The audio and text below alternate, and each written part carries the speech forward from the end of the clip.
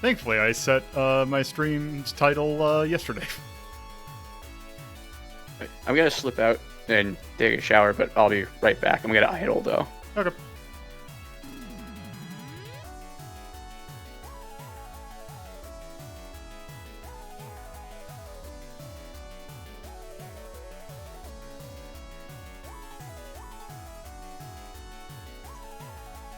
Side stream should be up. Yep, it is. Okay, I'm gonna bump this up a little bit, time-wise. Yeah, apologies for being a little late. I was joining Real Soviet Beer for his birthday stream.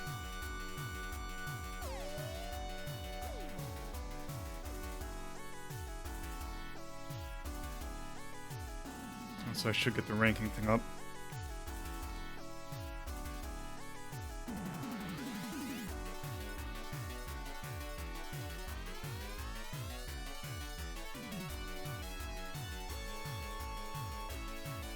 Also, I'm going to check to see if my... Did I do that?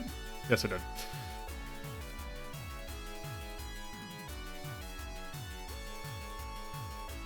Also, I should probably get stream avatars up.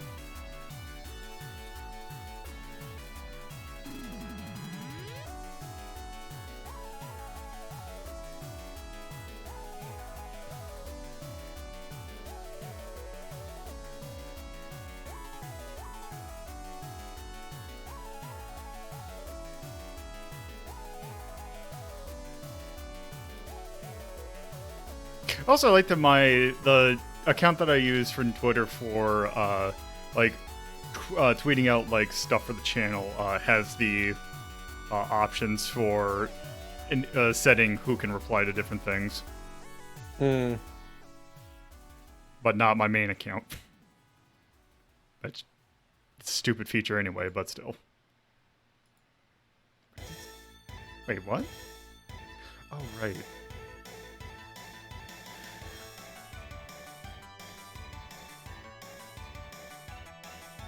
It's weird. There's a game that I'm doing tomorrow that it's on Steam. Like they put a version on Steam, but for some reason, when you close out of it, it doesn't actually close out of it. So Steam thinks that it's done, or thinks that it's still running.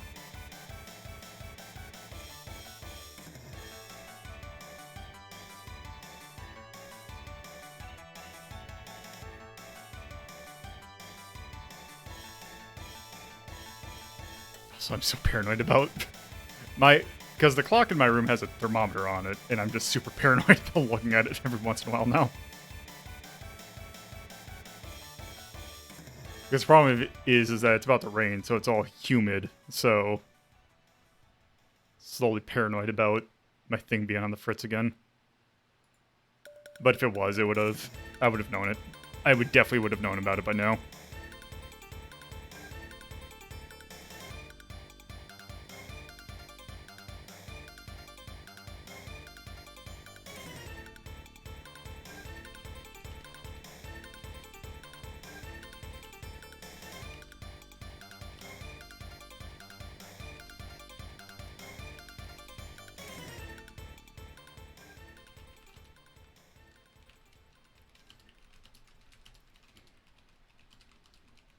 Actually, I'll be back in a second. Need some more water. Okay.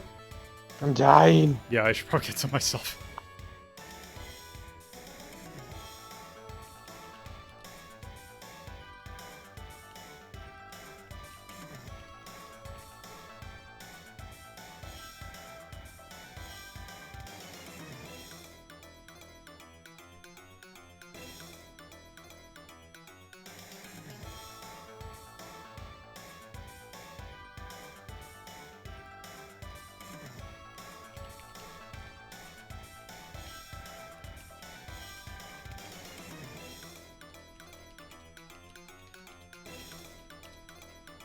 Hello, world. Hello.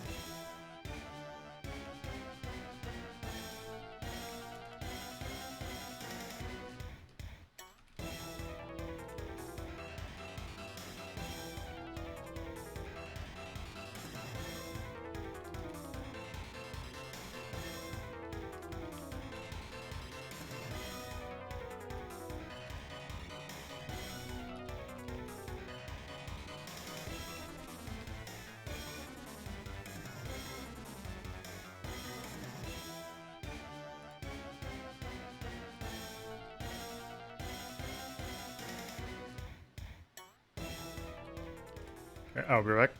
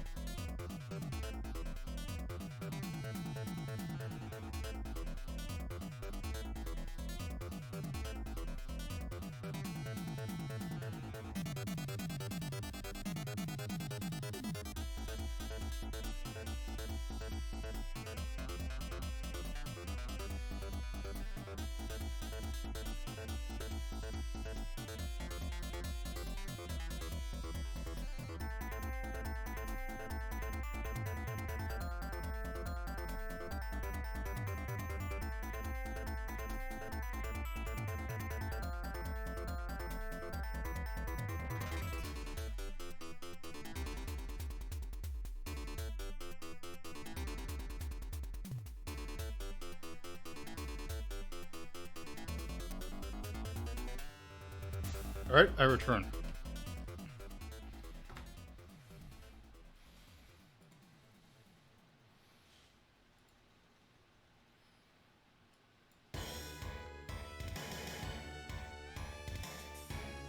Okay, so let's delay this enough. I will go ahead and start.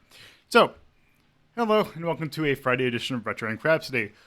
Today we are kind of breaking away from any sort of theme, and we're just doing an episode since I had a blank space.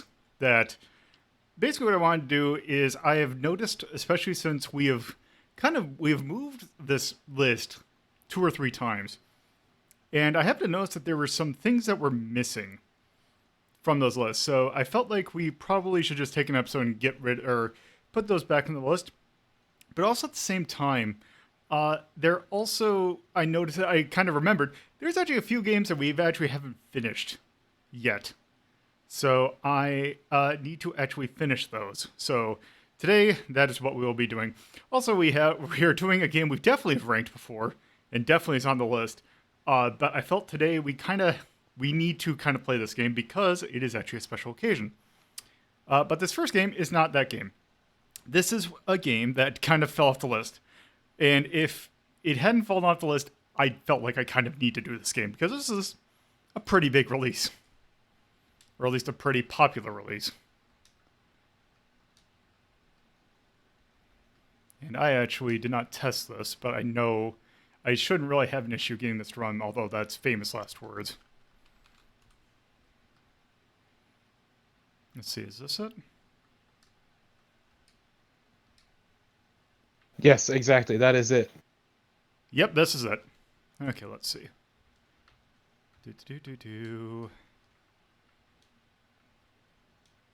Proper pixel. Ooh, definitely don't want that.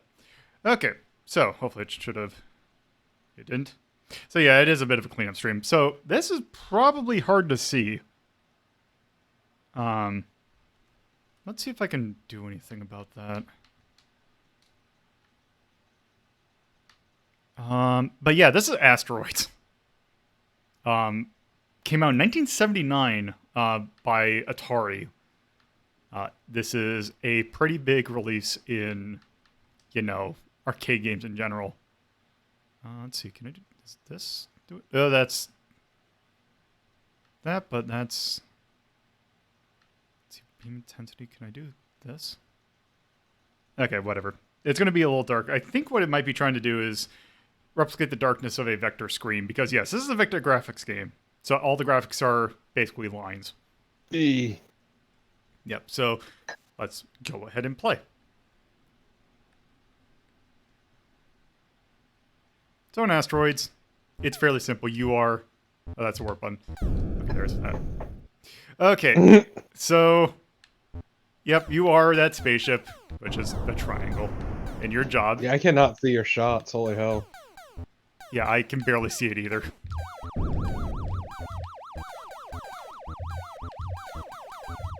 Because the thing is that on a natural vector display, they would be super bright, but since you can't really emulate the look of a vector display on, well, on whatever, this is referred to. There's no option to add post-processing like glow or anything? Not in MAME. So it's just super dark in MAME. Yeah. Let me see if That's let me see if I can try this. Maybe if I up the contrast? Oh, there we go. That might work. Let's try that. Yeah, that's good enough. Still not gonna be able to see the bolts, though, I'm betting. Oh, as I keep on forgetting my buttons warp.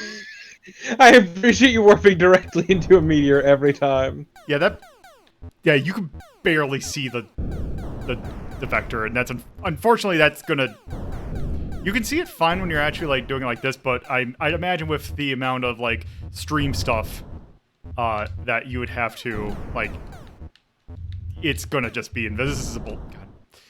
The thing I hate about Asteroids is you have to deal with like half of it is dealing with the momentum. Also, the fact that sometimes you will just spawn and then they're like, oh, you gotta react immediately.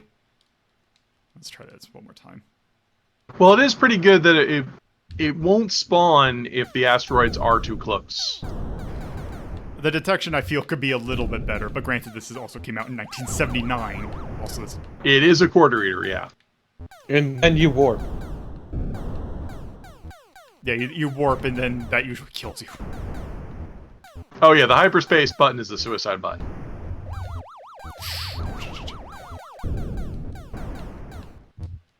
But yeah, this is the game.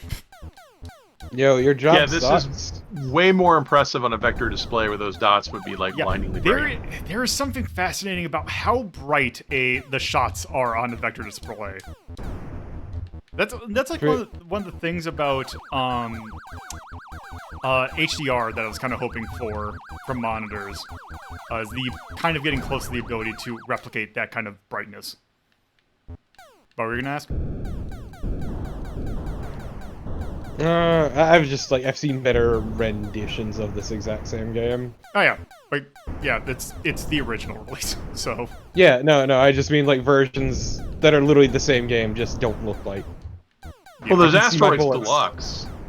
yeah, there is Asteroid Deluxe, which looks relatively the same. Like it looks close, very close to it, but yeah. I think actually when we originally ranked this, because we ranked this during ranking of shmups, I'm pretty sure we did the deluxe version. Yeah, I think you did do the deluxe version. That's the one that has the pods. Yeah. Oh, and the shield.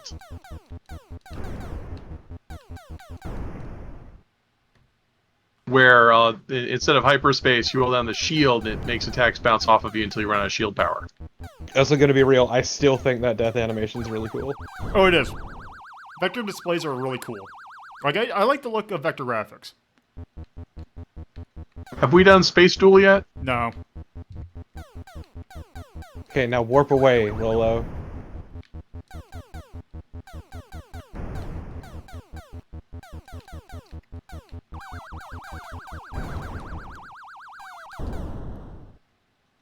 Have you even thrusted yet? Yeah. There we go. Oh, He yeah. does a little bit to correct, but that's about it. Yeah, because it's usually. Which is why he keeps dying. Yeah. Because it's hard. It's like because once you start moving, you will not stop. Yeah, it's pretty much based off of the Space War engine. I mean, it's not the engine. It's a Space War like game. Yep. So yeah, that's Asteroids.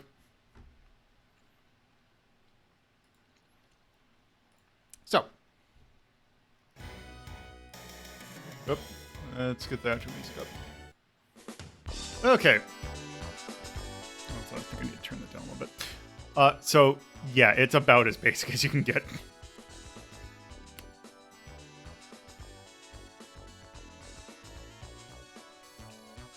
Like, I want to say we had, like...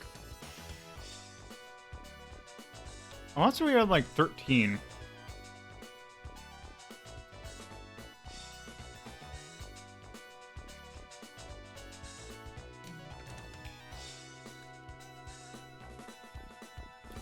Let's say, to be fair, Tyrion, we played that for, like, less than 10 minutes. Yeah, so... It's definitely playable, but it's just incredibly basic.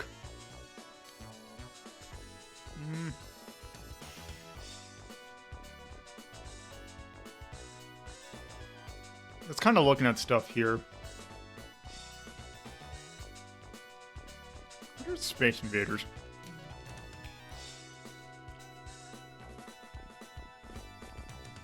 You got Space No, Invaders. there it is, 15. Yeah. Yeah. I'd say this is about on the level with that. Yeah. So, wait, go up to Space Invaders really quick. Yep. Why is it mirrors a different color? It's because it's highlighted.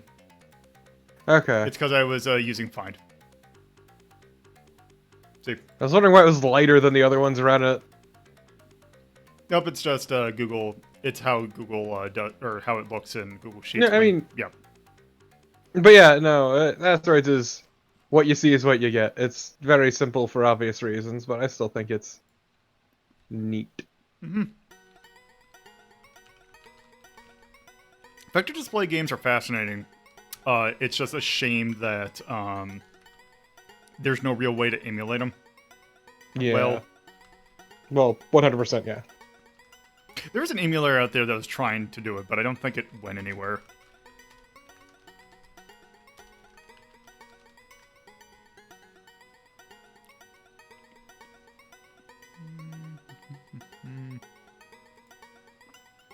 There. And really, I think the only thing is basically oatmeal.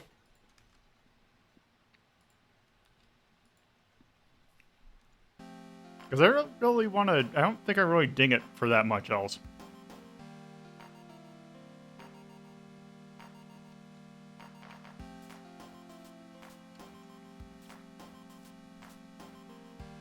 There you go. Okay. That was Asteroids. So the next game we're doing was actually a very late edition, actually today. Because I found out today that today was this game's 40th anniversary. Yeah! So I felt like we kind of had to play this. Also, this will not take long. So yeah, today we are recording this is May 22nd. May 22nd, 2020. So yeah, Pac-Man just turned 40. Which is weird to think about. But yes. I don't think really Pac-Man needs a whole lot of introduction. It's Pac-Man. Developed by... No, but Go ahead. please tell me more about Pac-Man. Developed by one Toru Iwatani. Basically, it's basically the original Maze game, and also the game that kind of put Namco on the map. So, yeah, it's Pac-Man. Let's play some Pac-Man. Also, let's turn down some Pac-Man. There we go. That sounds better. Turn Pac-Man up. There. So.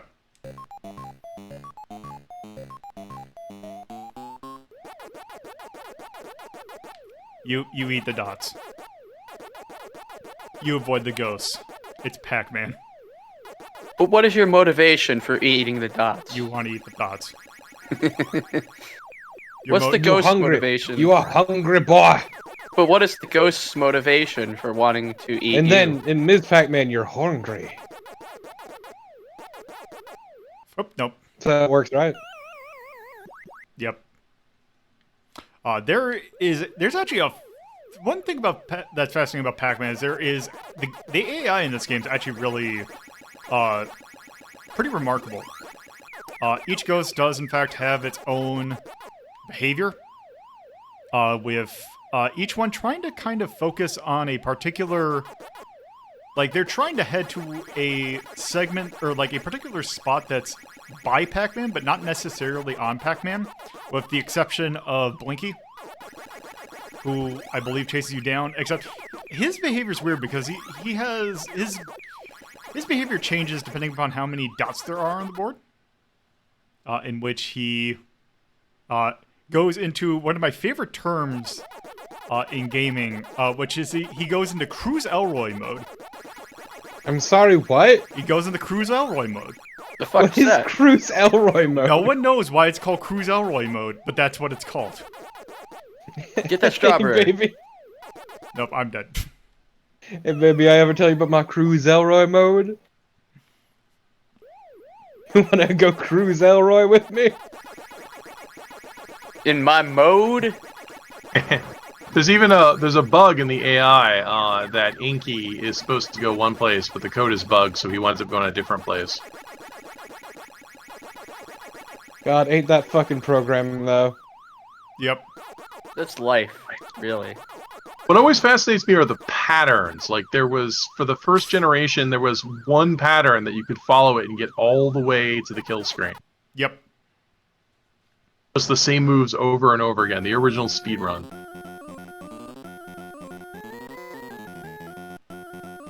And that people somehow figured this out just by observing the game. Yep. Yeah, that's speedrunning. I had one of the video game books that had the patterns in it. Not neat. So one thing that's interesting about Pac-Man, especially arcades around here, is that for Pac-Man, I saw pretty cabinets were pretty much the same. However, a lot of since Midway was the one who distributed it over here, one of the things that people thought about Pac-Man was that it was actually kind of slow. So what a lot of external manufacturers would do is they would make chips for Pac-Man that would make it go a lot faster. And this is how that would go. In fact, the patterns books went into that. Although this is a lot faster, there's actually like 2 generations of Pac-Man, one that's slightly faster. This is just crazy fast.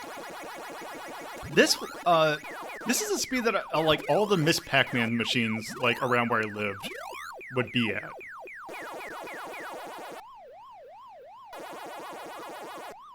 I guess they wanted your quarters really bad.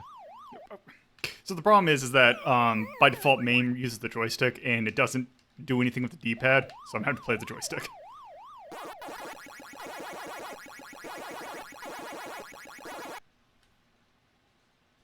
Yeah, this didn't make the ghost monsters any faster. Nope. Oh, yeah, the one I'm thinking of is there's, like, another generation that makes the ghosts move faster.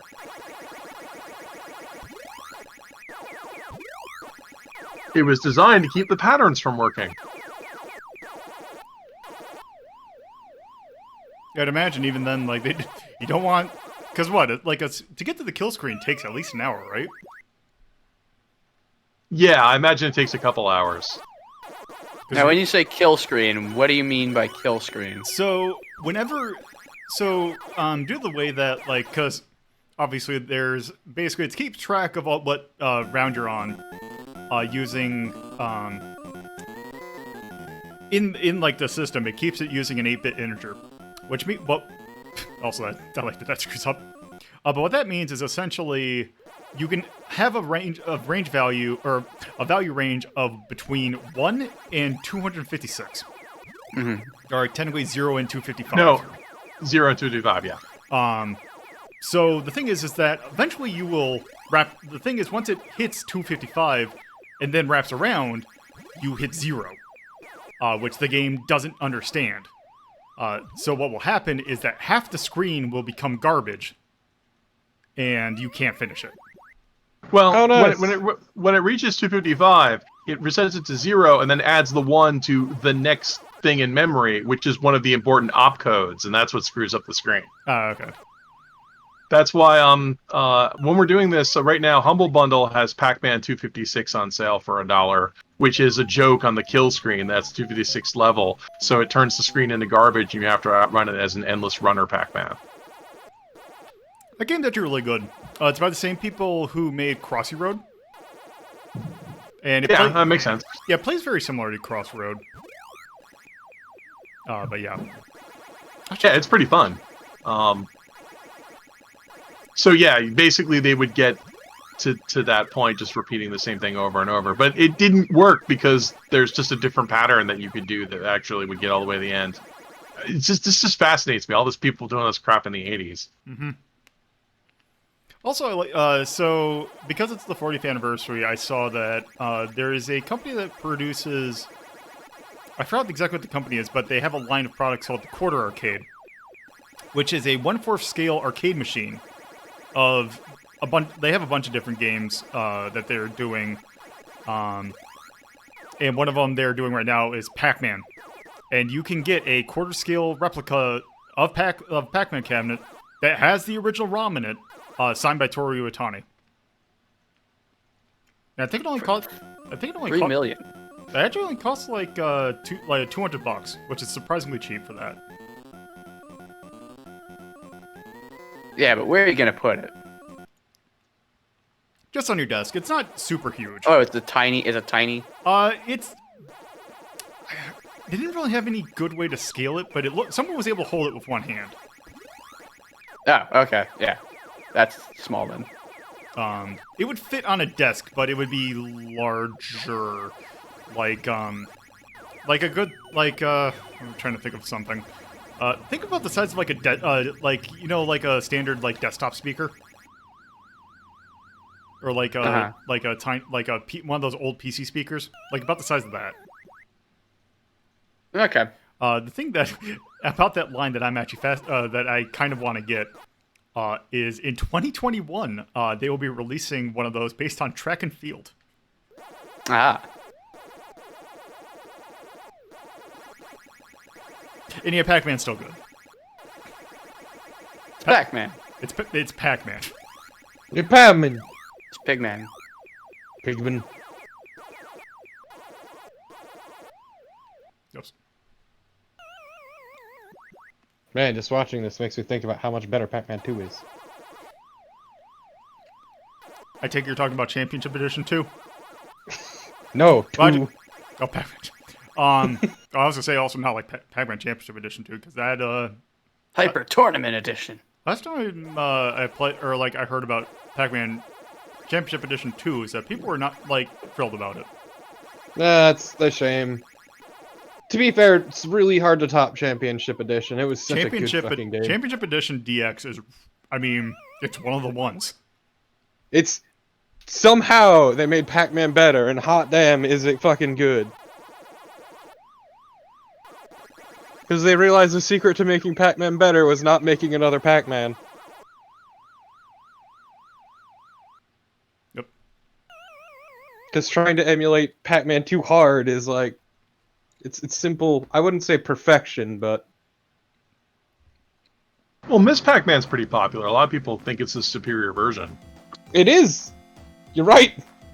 So I will give you that one. Miss Pac-Man is better, which is a bit of a shame, but still.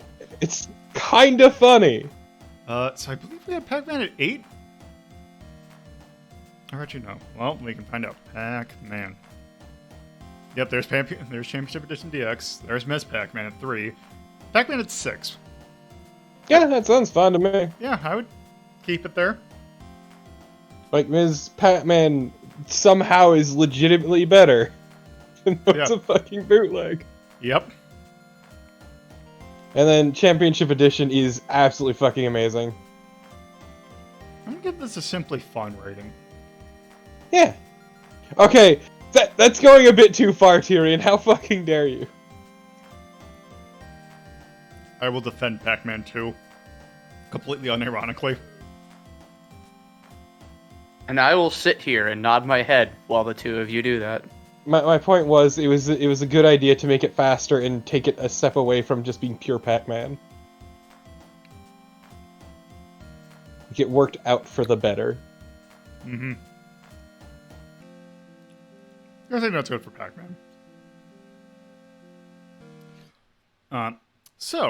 With that done, now this brings us into two games that actually... there was an episode very early on in Ranking of Shmups where I tried two different games that were trying two different, some weird things. That we were like, oh, I need to look into this and I need to figure this out. Did not go back into them at all. So we're going to eventually get back to them. So this first one's weird. Actually, I just realized something. What? Okay, so yeah, we had, back in episode 2 of Ranking of Shmups, we took a look at Xevious, a very early Namco shmup. It was pretty popular in Japan, enough so that they made a pseudo-sequel. Well, I mean, not pseudo-sequel. There's actually, now that I think about it, there are quite a few sequels to Xevious. Not just Xevious, 3DG, which is the other one we did. But there were things for the MSX. There was a game for the PC Engine. There's also this.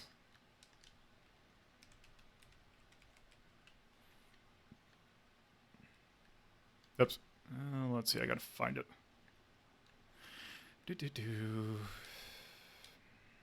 runs on this. So this is Super Xevious GAMP no Nazo. Or the Mystery of GAMP. Xevious lore, it basically... GAMP is a giant supercomputer that is trying to destroy the planet. I believe the planet is just Xevious. And, that's not good. Basically, it's a sentient AI that basically is trying to destroy the planet. So Super Xevious is kind of weird because it's trying to do... it's basically regular Xevious. But it tries to do some weird things in regards to progression.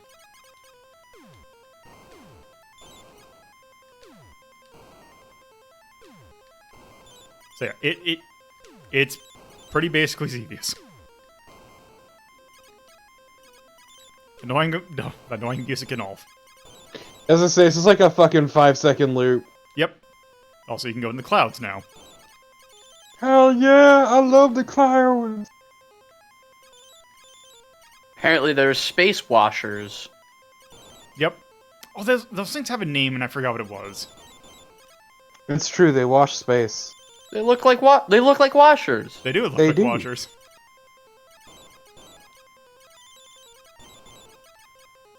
It's very weird. Oh my god, this music is ruining my fucking life. Yeah, I can't stand this. It is a, 5-second loop, and it is pure misery. Well, you know what makes it more frustrating is it's also high pitched. Oh, also I now have that. Sure do. I don't like sustained high pitches. And stuff like this can really... Yeah.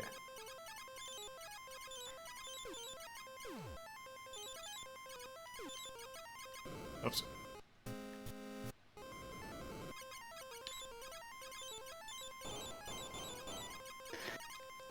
trying to think. I'm gonna put this in 21 just for the music alone. Ugh. Okay, now the cloud section. Oh. This is the sound of madness. So when the original Xevious came out, it had music that was just like this and was considered innovative for the time. About the fact that it actually had music. Yeah, you know what, though? Anything's impressive when you set the bar low enough. back in 1982, I think, when it originally came out. Yeah, exactly. Oops. That's my point.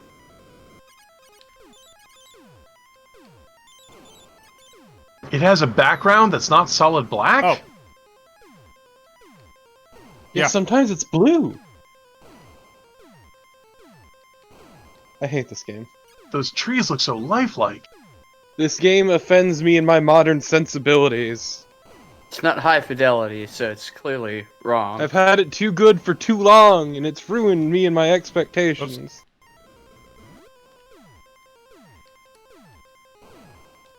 Truly, this is my shameful existence. I fucking hate this. I Okay, but absolutely do you- fucking despise this. Do you dislike this music? Oh, the music's incredible. I just hate how ugly the game is. Oops. Oh, hey, it's these things that... Oh, we came across a boss.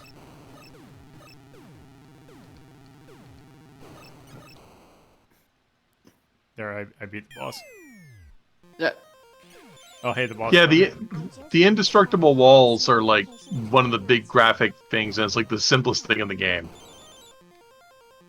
Oh, hey, the music changed. So I'm gonna be fair. I'm gonna be honest. Like, I actually like how this part looks. But this is the SNES. Oh, sorry, the NES one, right? Yes.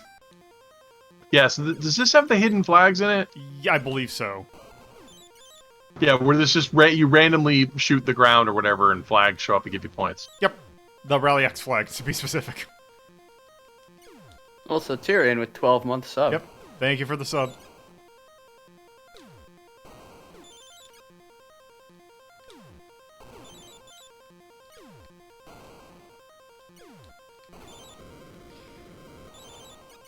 You know, I think that this section actually loops until you find a specific thing. Oh, grody. Yeah, I think... What? Is that a password? Nice. Pause. 6974.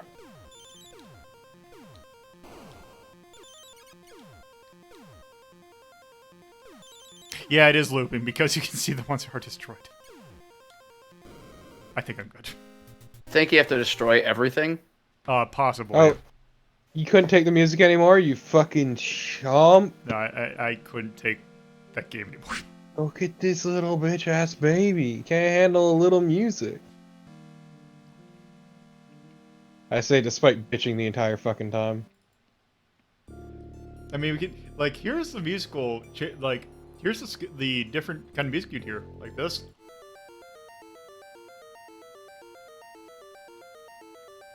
Hmm. And this.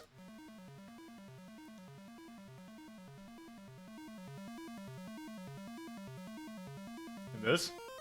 And this. And this. And this.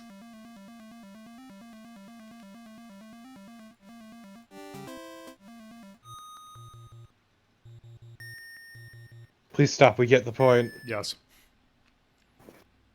What was the point? Basically, music in this game is horrible. Okay, yeah.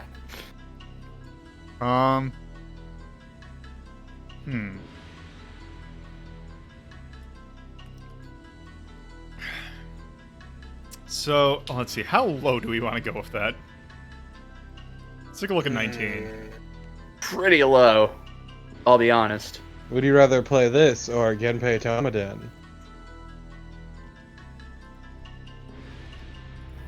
I forgot to put that in 666. Would you rather play this or Dragon Ball? Actually, would you rather play this or Deadly Towers? Let's put that there too. But yes. God! Like, just compared to other things, like, I would almost rather play Ball 2D than this. Let's take a look I at say, would you 20. rather play this or Atlantis no Nazo? Yeah. How about Bayou Billy? I would... Bayou Billy's a massive asshole. This is just weird. I'd say 19 sounds fine to me.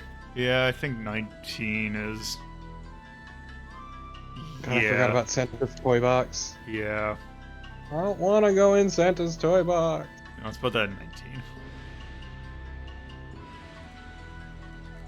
Gotta make the toys.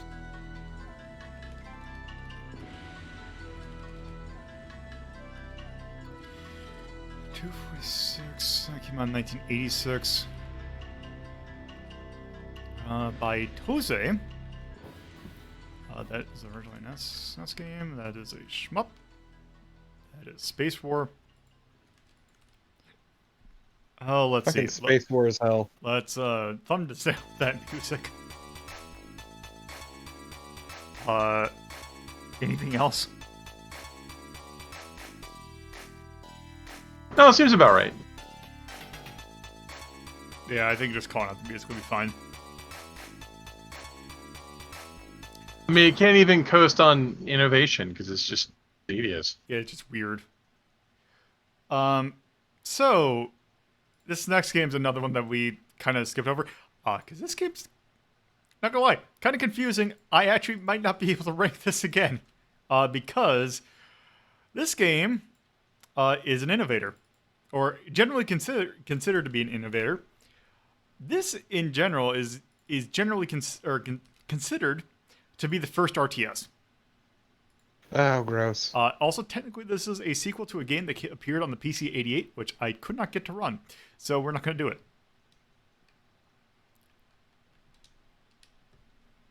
So this is Herzog Zwei. Sequel to the game Herzog, which appeared on the PC 88, which was a game in which you basically ran around as a tank. So let's just take a look at this for a moment. So on the front of it, it looks kind of like a shmup. But not quite. Because you have building and stuff to do. Which I'm not fully sure how the mechanics of this game work, so this is going to be really good. Let's go ahead and start. Okay, so I like the way. Oh, hold on, forgot. Genesis simulators are kind of weird. Also, the weird thing is, it only lets me control it if I put in a multi-tap in the emulator. Weird. So we can have it so that it's one of those games that's great is that you can technically watch the computer play itself. Which I might do if I can't figure out how this game works. Let's have it wide. So, actually, no, I think I want it split. So basically what that's doing is whether or not you want it like lengthwise or widthwise in terms of the split screen. So let's start. So we have these maps.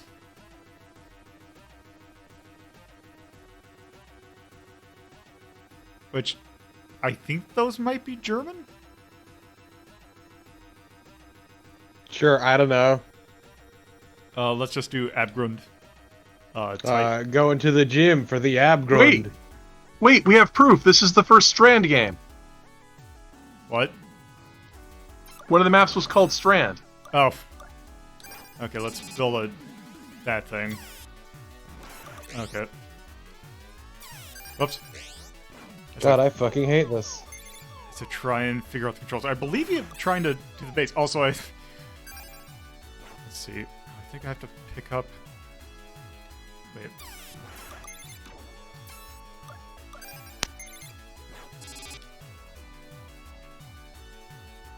Where did...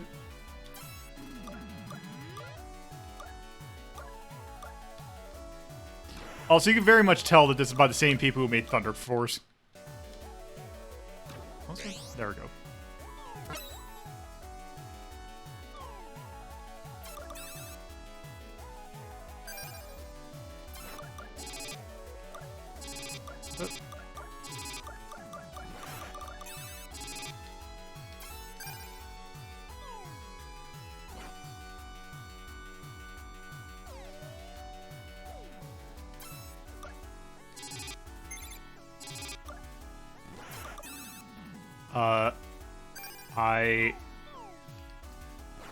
This is very bad about telling you what the hell's going on. Yeah, weird that. The struggle of being an innovator, really. Do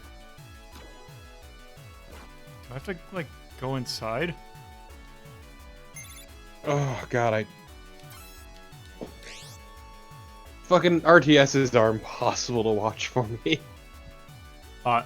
It doesn't help that they're impossible for me to play, because I have no idea what's going on. I love playing RTSs on a controller. I don't like playing them, actually. That's a lie. Oh. Oh, hey. RTSs, I think, are the only video game genre that I genuinely hate in all forms.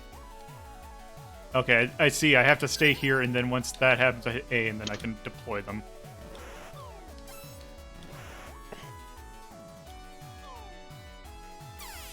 Oh.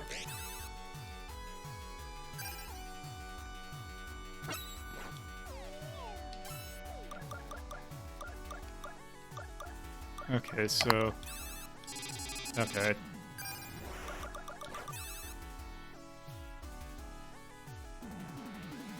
Okay, I think what I have to do is just deposit people over there, and hopefully they'll take that base.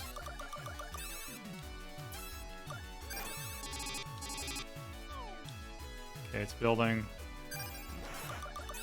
Oh.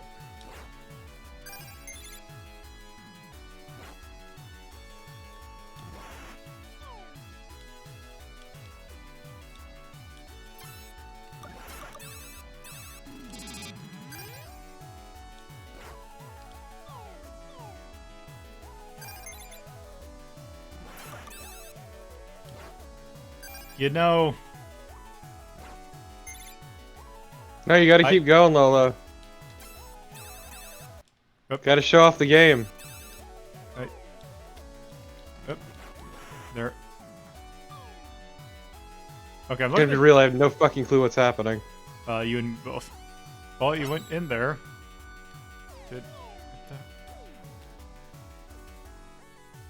You gotta drop more next to it?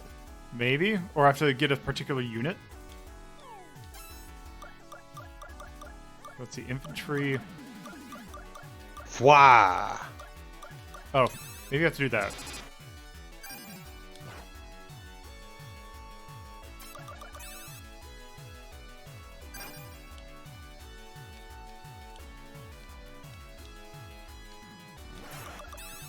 Oh, it's... Well, it's going for somewhere. Let's see where... Okay, where are you going?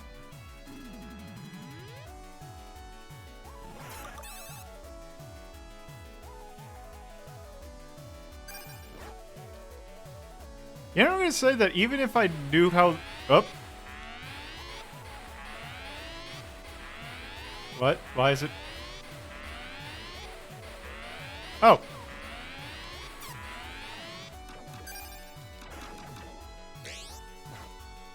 Okay. Also, you need to go back there in order to refill your energy. Yep. Okay, well... The idea of this is neat. It's just... a nightmare to play. The hell of being an innovator.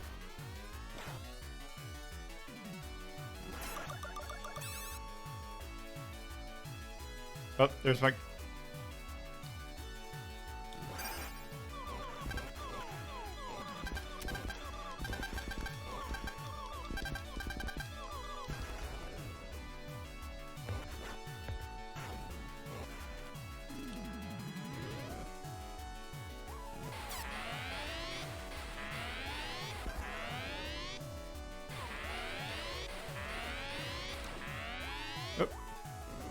Did you just mulch that fucking man? Yeah, okay. Whoa! Okay. Oh, right.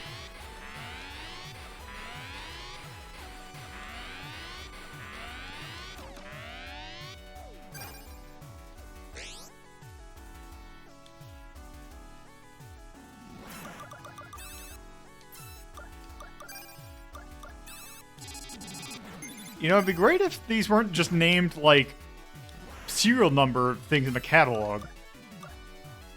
And had actual unit names that you could remember? Yeah, no, that'd be great.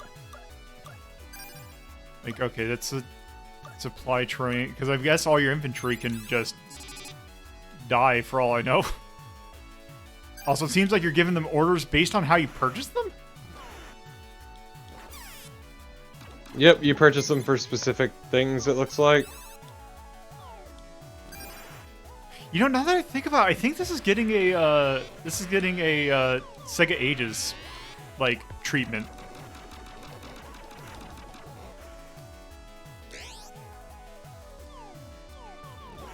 I love how the enemy is cleaning up while you're just like, what the fuck is this? Yeah, that's kind of the problem is, there's no way I'm winning this. Oh, Oh, I lost fuck, out of no, energy. you are turbo screwed, my dude. So look how much, as much as they peppered it, look how little, or how much health I still have. Yeah. Oh. Also, when you get into the, like, I do wish that there were more RTSs in which you just had a presence on the thing and not just like a clicker. So I do like that about it.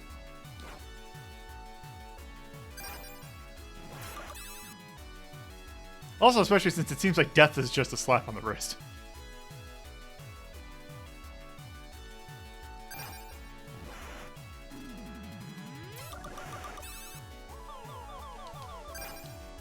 Can I actually, like...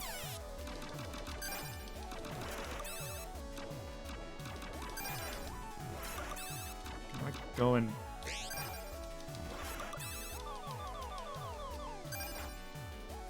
I guess not.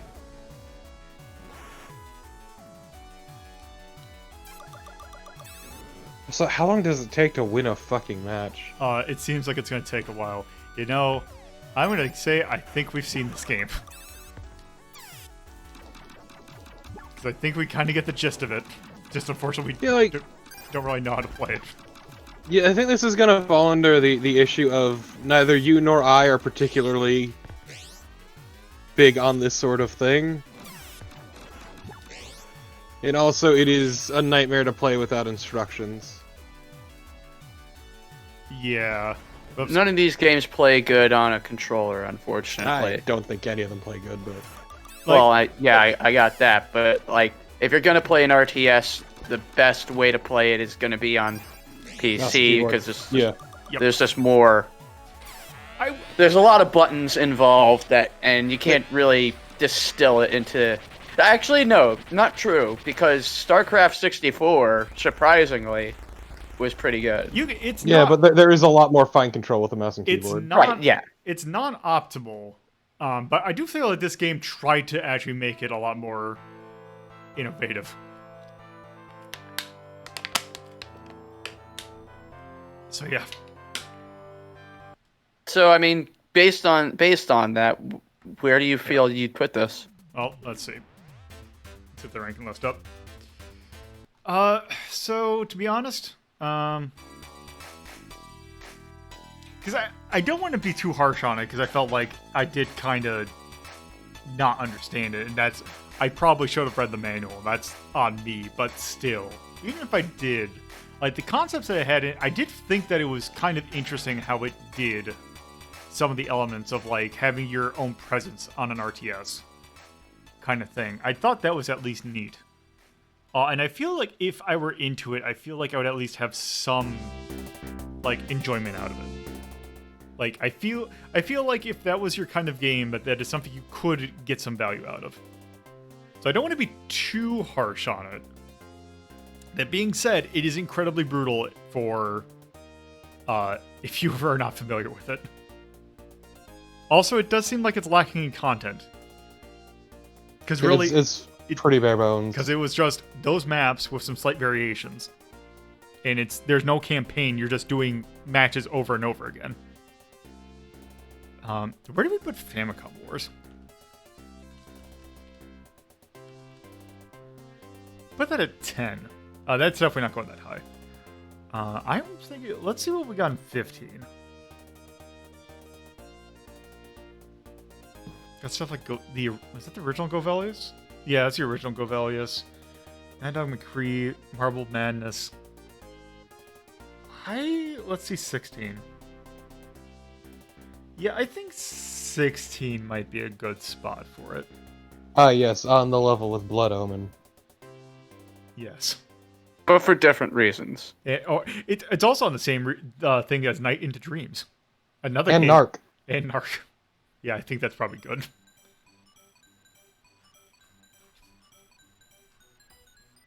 So there. 16. Herzog Zwei. That is... Oh, what's the thingy bob?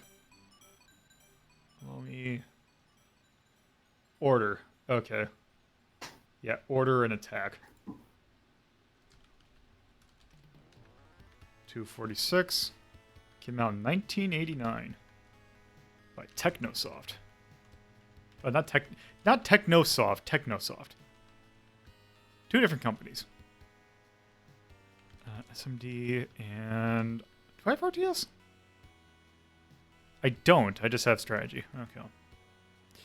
That is definitely Space War. Anything to call out? The art seemed nice. Yeah, the art seemed nice. I do like the music. I'm gonna give it the light bulb. Yeah, I don't know, do you have a charm for they tried? Yeah, light bulb. Okay. Because it seems like it's a game that everybody says, oh, this was the first one, but no one actually likes to play it. Yeah, I have heard people that do enjoy it, but I just think that it is very much a relic. Everybody's game is somebody's favorite. Yep. Okay. I think we're good on that. So, there are those two games. Now, this is one that just fell off the list. I don't know how, but it fell off the list. And this is a relatively big one. It is one that is well known among people who know shmups. And also a crowd favorite franchise.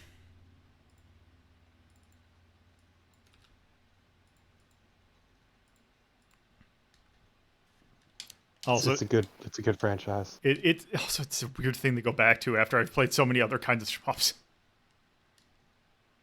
Going back to this style of game.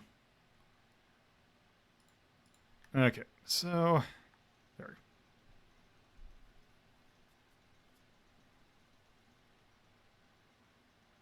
So we. The hell is that noise? Very good. Oh, the hell? Let's not do. Okay, I've never had that happen before. Let's do this. No, that seemed normal. Let's do this version then.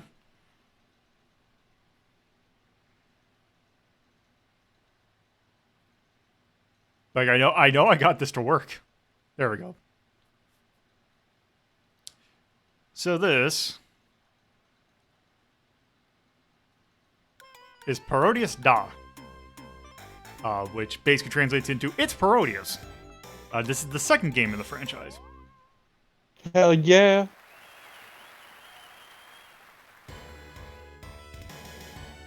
So yes, this is pretty much parody Gradius. There you have Gradius 1, Salamander,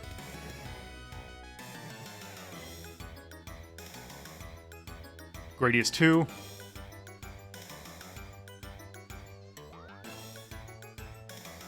Gradius 3, Really shitting on the sun every time. and now Parodius. Okay. Let's play. So every choice of 4 different ships. You got the Vic Viper, Octopus, which is Tarosuke, usually referred to. You got Twin Bee, and you got Pentaro. Pentaro being the star of Antarctic Adventure. I usually like playing as Pentaro. Also, why would you not play as Pentaro? Also, I am going to do auto, just so I don't have to mash 2 different buttons to shoot. Also, it's relatively smart with its auto-picking. Poton. And yeah, this is a Gradius game.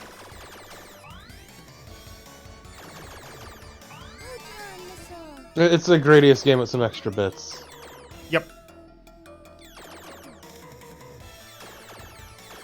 So man, it looks really good. Yes. I believe when we played this, when we originally ranked this, we did the SNES version. So I can't believe you didn't properly use the bell. Yeah, I'll show that. I forgot about that. I'll show that off in a bit. A shame this doesn't have the best character, though. Nope.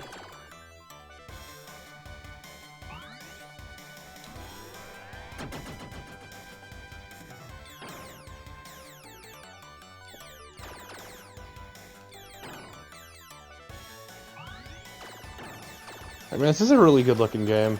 Yep. Also, such a bait. Like, it's always funny how the Parodius games in general just always play better than the Gradius games. Yeah. Like, just to think about how poor, like, just how abysmal Gradius 3 Arcade was compared to this.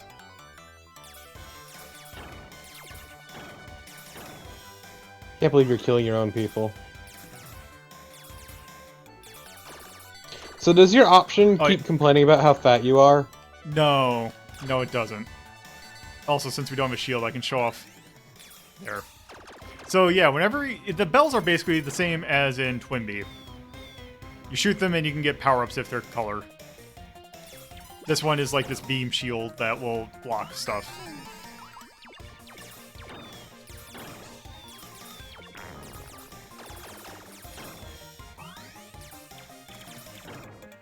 Fucked up what you're doing to this cat boat. It's fine.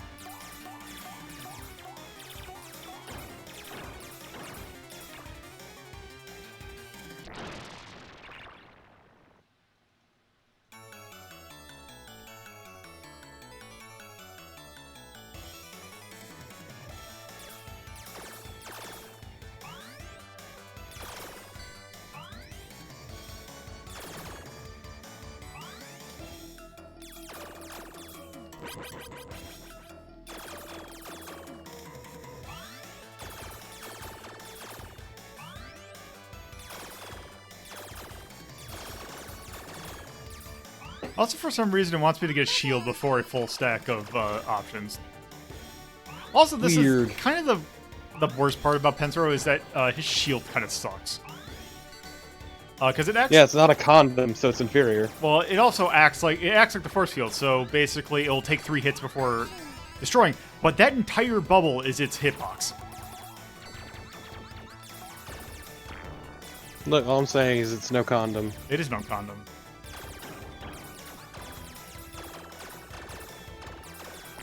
Oh, actually, it takes more than 3 hits. I thought it only took 3 hits.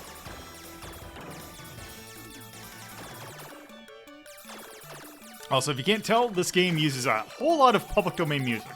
That's kind of its so much, and that's kind of its signature. I'd argue it's one of its greatest failings, but that's also because I'm not big on public domain stuff. I like the arrangements that they have on it, at least. I will give you that. Some of their arrangements are pretty good, but others are also just kind of bland.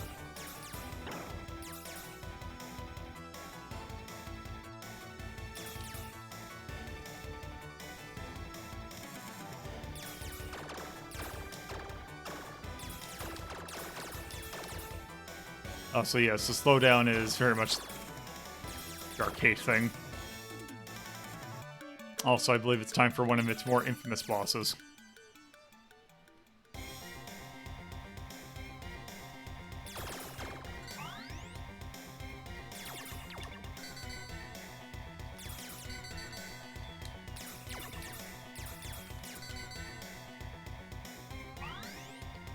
Oops.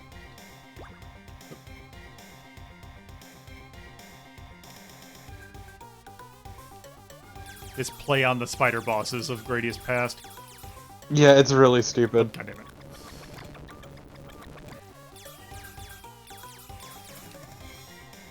Oh. So yeah, this Pentro kind of sucks in this particular. There we go.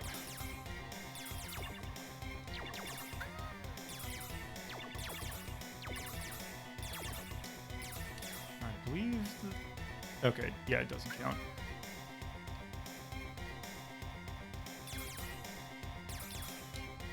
Where can you damage her? This is, you don't really destroy her. She just kind of goes away.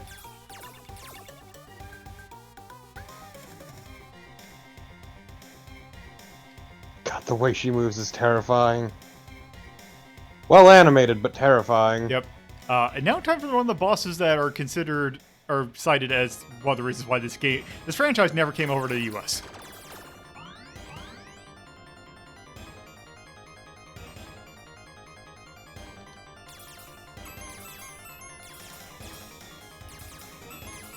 I believe this character's name is Eagle Sabu.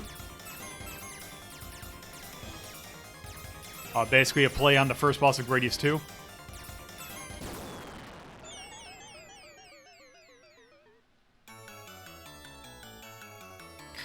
Also, the slot, if you were using manual, the slot that I am currently, my thing's currently on, is a new addition to Parodius.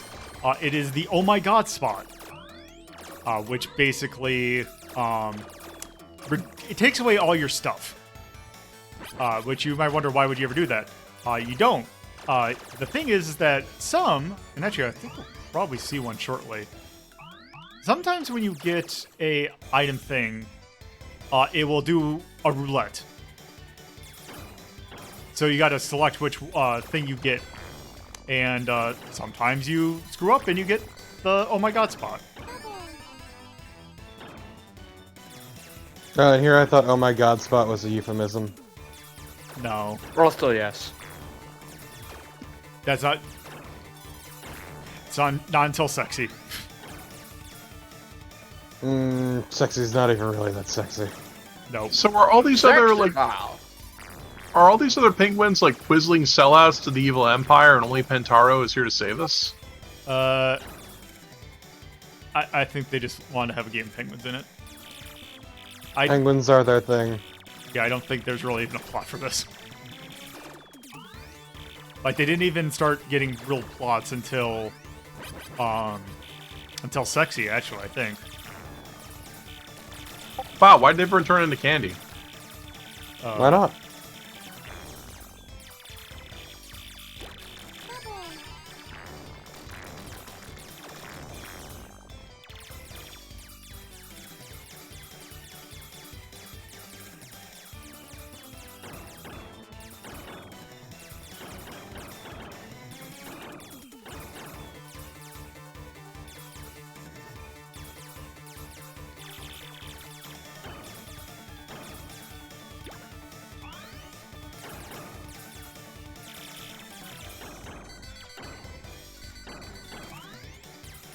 Didn't one of the Parodiuses have a really unforgiving maze?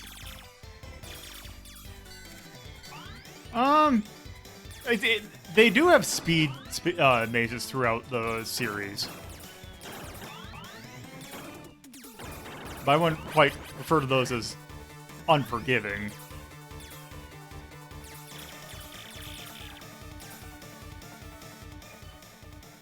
This one's pretty harsh. Yeah. Also, I believe this is another boss that shows up in a few times. It's Hot Lips. Oops.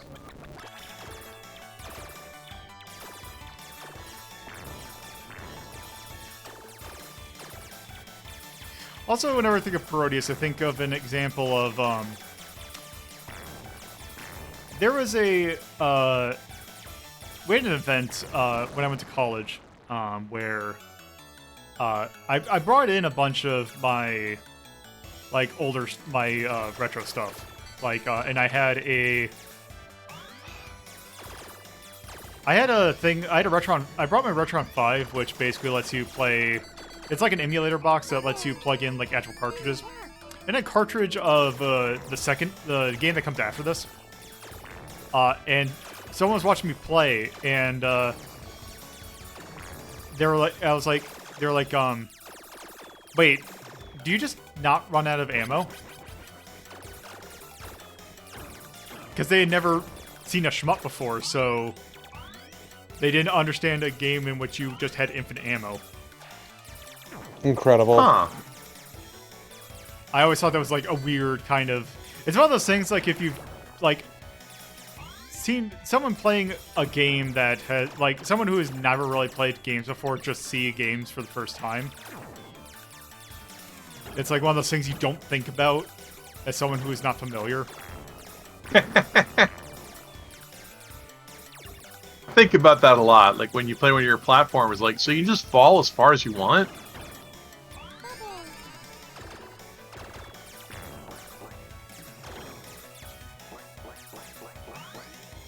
This game is great. The Pros games are really good.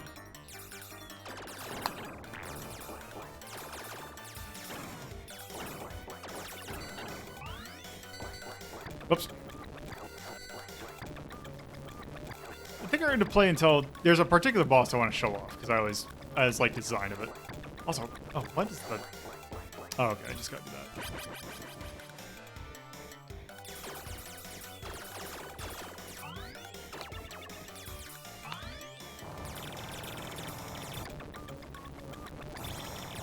Also, it's Mount Fuji, so of course it's shooting out eggplants.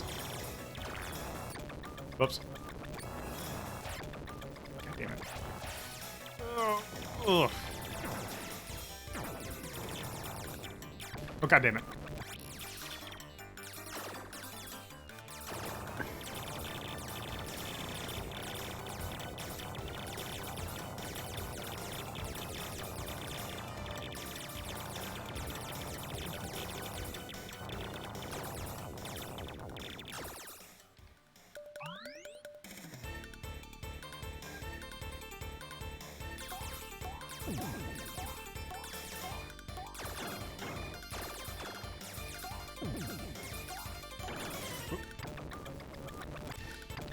This boss can get a little rough.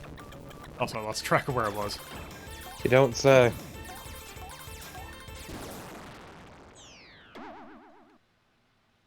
That cannon will kill you.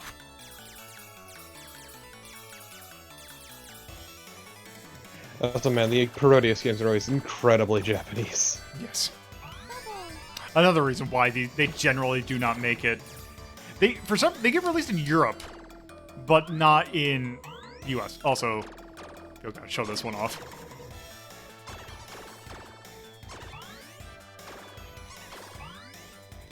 Any idea what it's saying? No. It's just a bunch of nonsense.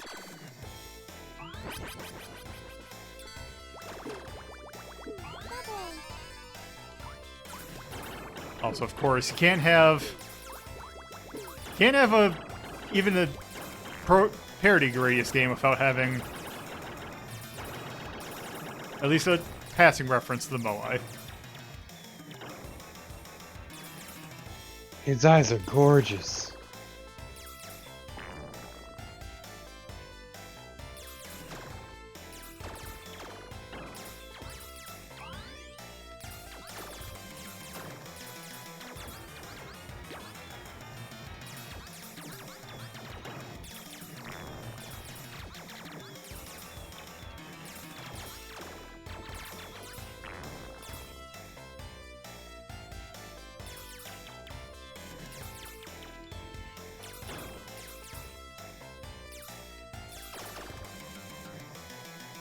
I did like this rendition of the Vocal Boat song.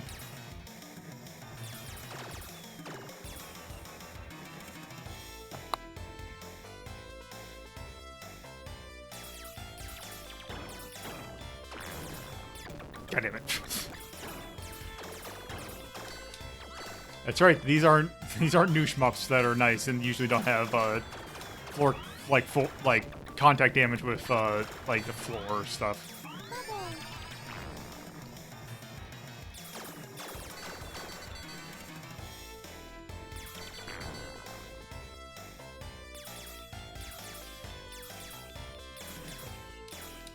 Also, that is incredibly tight.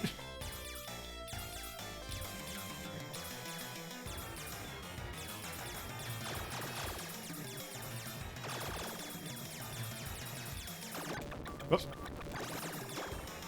Yeah, this area kind of sucks for Pentaro. Whoops.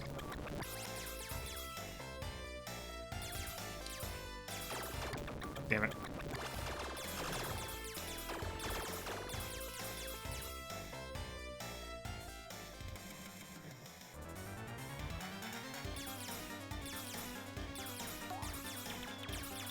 Oh yeah, I hate this boss.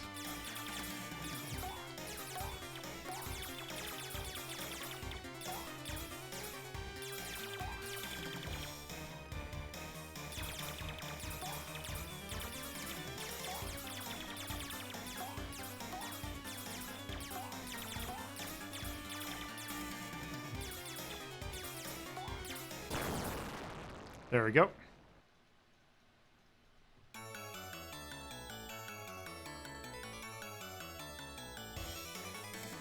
Look, Naren, I don't understand what your problem is. I could not possibly see what was wrong with that boss. Whoops.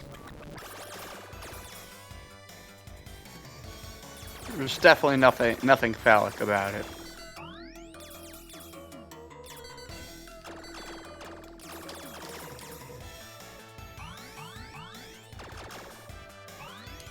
I think that one just said chew. Essentially square. Hey, so it's just garbage. Yep. Oh, okay, there we go. Also, this stage is incredibly fast.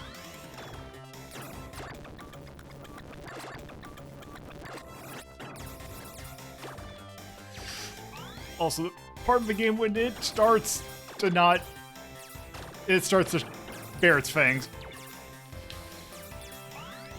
Thankfully, the slowdown's making it so I can actually dodge some bullets.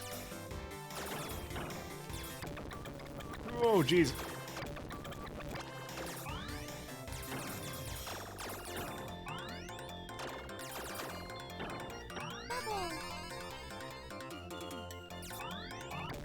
Whoops.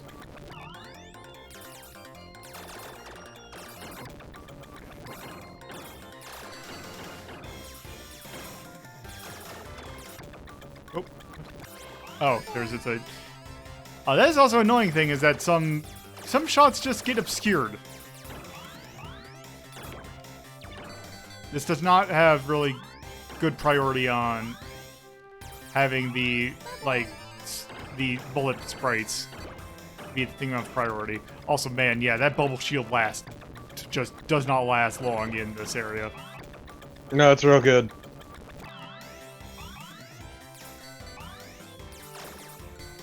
I do not remember this area being this brutal.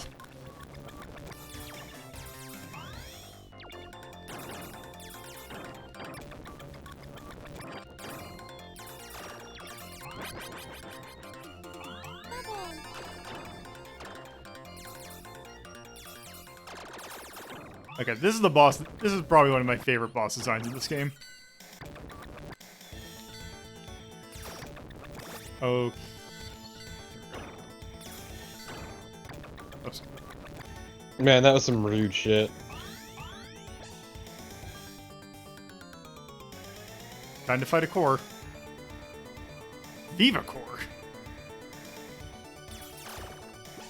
It's a core boss in the shape of, like, that's just a giant pinball machine. Oops. Needs to be a pachinko machine. It's true, pachinko is a game of skill. There we go. I don't know. And very Konami. I don't know how many more stages there are of those. Let's see, what time is it? It's like about 8.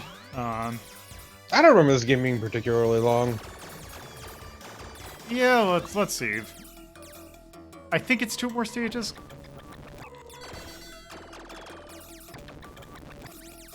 Yes, watch, please don't stop nagging me for not walking.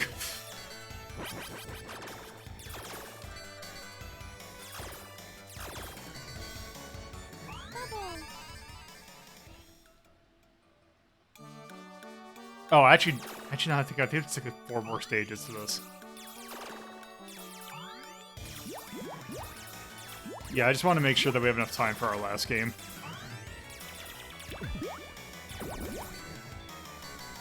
Yeah, I think we've seen most of what this game has to offer.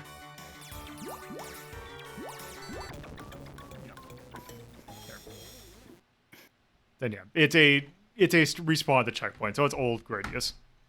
So, yeah, Parodius is like the original Parodius, or I shouldn't say the original, but like Parodius DAW is actually it's pretty good. Like, where do we have Gradius 2? Not Gradius 3. Oh, Gradius 2. We have Gradius 2 at 8. I would definitely say this is above 8. Like, I'm thinking kind of in the 7 area.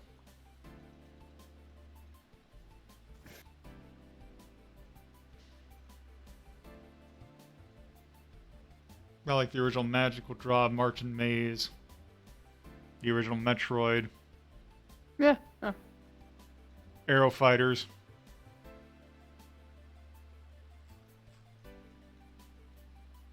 Yeah, sounds good to me. Alright. Also, yeah, I looked it up, and there's a lot of stages.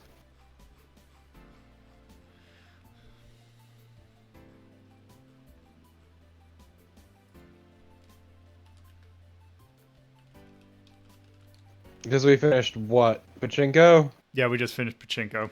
Yeah, so there were another 4 stages. Yeah. Came out in 1990 by Konami. Arcade. As a shmup. That is definitely of the silly category.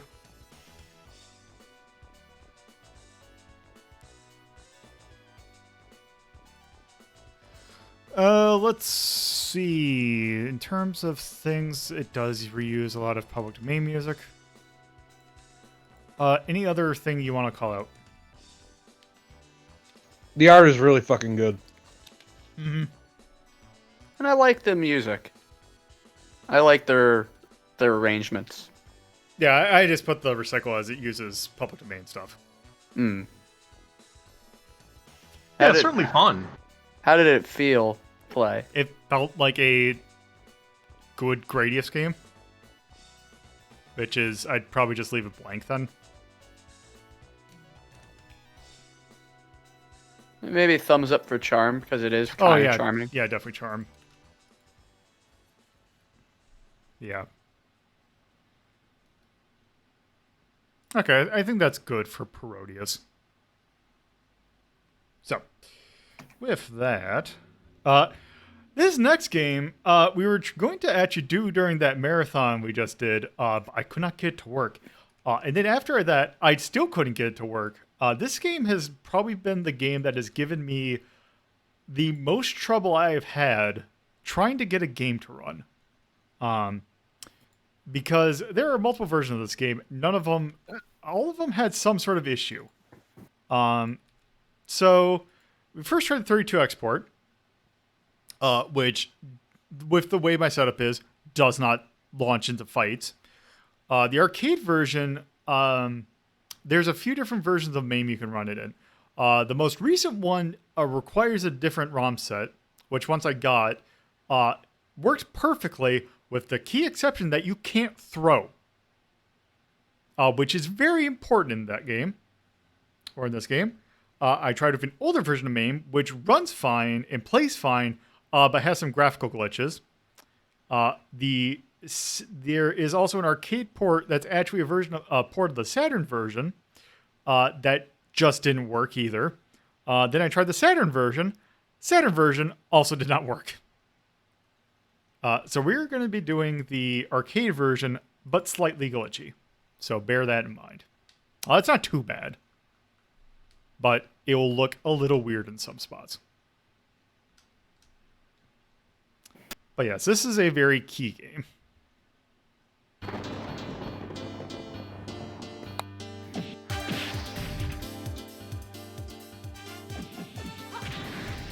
Once it starts to activate, There we go. Oh, actually, I gotta do something because it looks a little weird. There. Oh, right. There.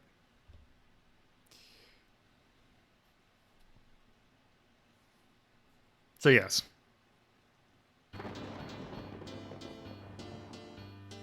Let's enjoy this early 3D.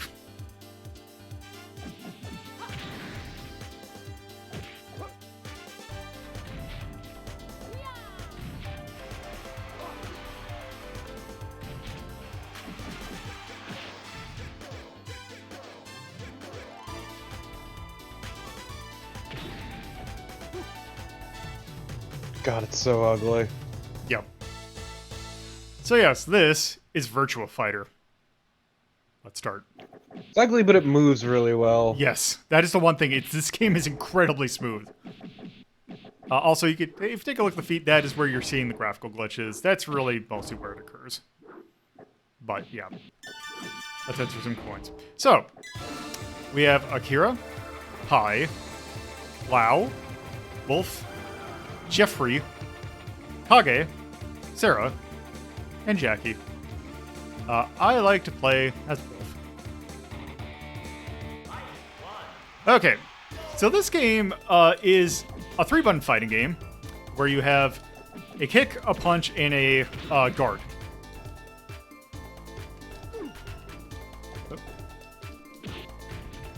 Trying to remember what his moves are. There we go. Up. There we go. Also, more less importantly, this Wolf is a wrestler. There we go. So yeah, this is a very technical game. At least this franchise has been known for being very technical. It is very much a game that's basically about like basic your basic like footsies. Like it is not like a combo heavy game. It is about like just good old-fashioned fighting. My one complaint will be the camera is not great. No, it's not. The jumping is kind of weird, too. Yeah, you have really floaty jumps.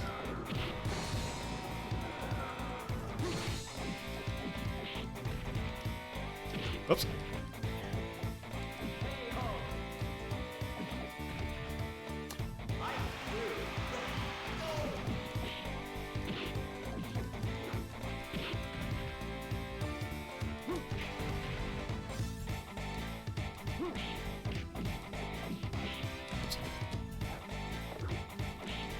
Oops.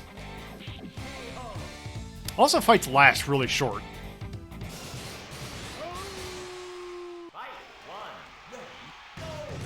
Well, they're only 30 seconds. Yeah.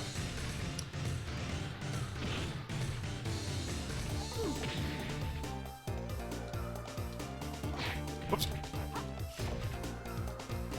Oh, jeez.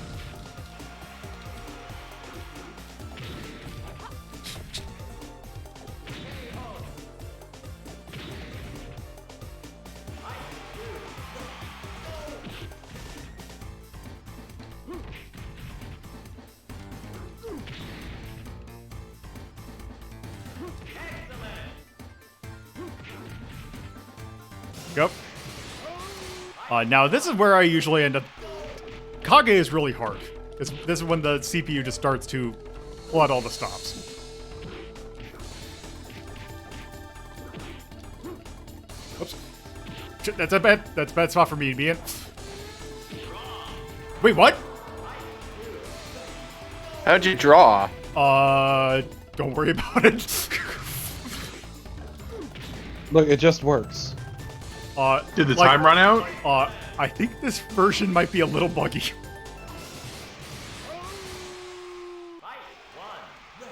Also, God, Pi is really annoying to deal with because one of the things that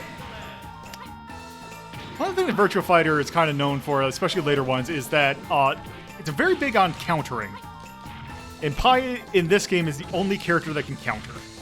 Or one of the only two that have, like, specific counter moves.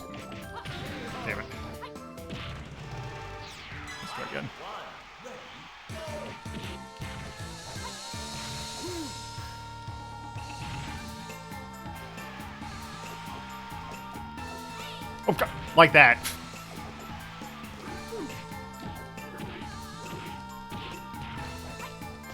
God, this fucking music. Yep.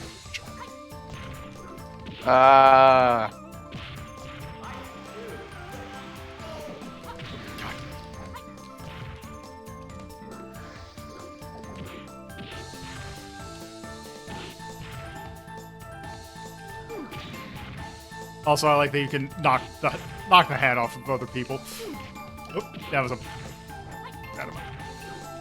Nope. Try one more time. Also, one thing that's kind of fascinating about this game is that so you'd figure that most fighting games you have, like, Akira is kind of, you figure, like, the Ryu character in this game, where it's, like, the easy-to-learn character that it's, like, an easy entry point. Akira has actually been known for being one of the harder the harder characters to actually master. There we go.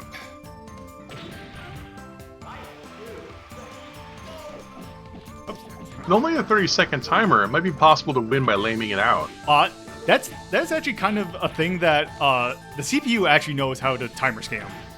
If the timer's really short, they will just, like Kage especially, will just backflip away from you. So that you can't get a hit in. Damn it. Which one?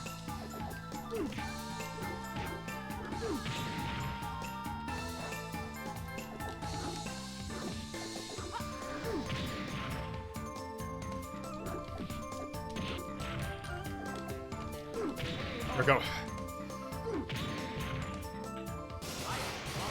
Oh, good. Time for a mirror match.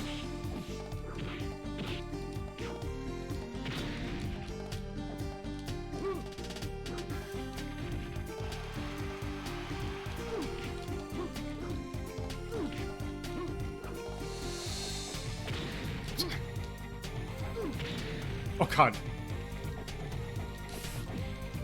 There we go. A nice light tap to the knee.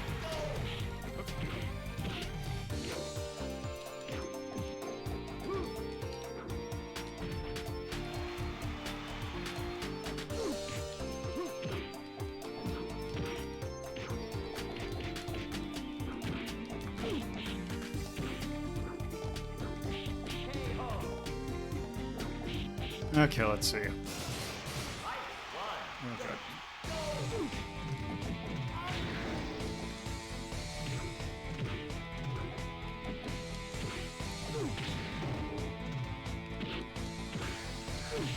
Nope.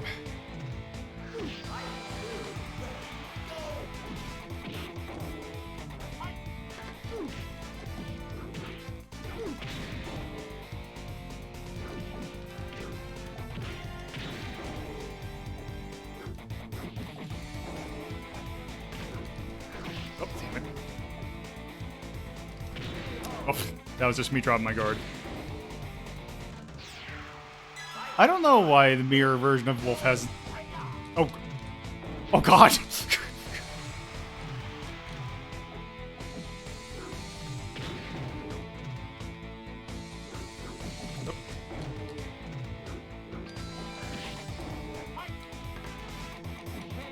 Oh.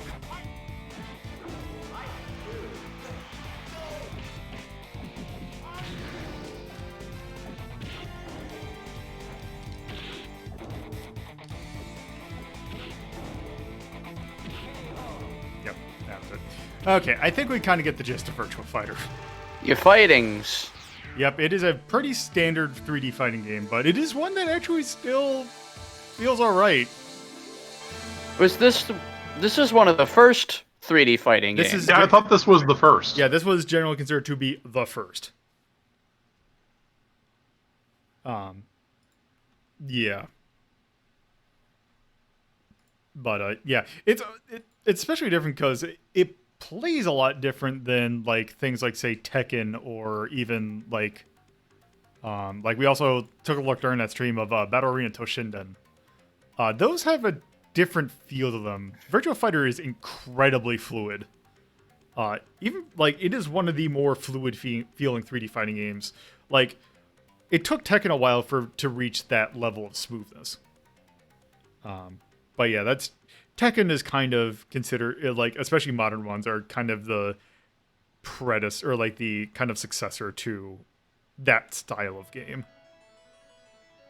But yeah, even Tekken, although Tekken still has its weird quirks, Virtua Fighter is generally considered to be, if not one of, if not the most technical 3D fighters that existed, because it's so focused on just footsie work and like just like raw hand-to-hand combat that it has a pretty high regard, and one that Sega unfortunately has decided to not make more games of. I mean, they released that newer version in a Yakuza game. Yeah, if you want to play the most recent version of Virtua Fighter game, you gotta buy Yakuza 0. Or Yakuza, whatever the newest one is. Yakuza 6, I think it was. Yeah, I want to say that even has like online play in it.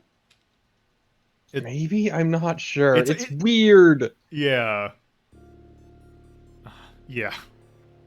But yeah, Virtua Fighter's still, like, they definitely get better as they go on, but even the first one, while it's still pretty basic in terms of, like, where the franchise would go, it still holds up pretty well. Like, I think Tekken, we didn't put that high. Yeah, Tekken we put a 14. I would definitely put it higher than 14. Like, let's see, what's in a, like, let's see, are there any fighting games? What fighting games are in 11? We got Street Fighter 2 Rainbow Edition.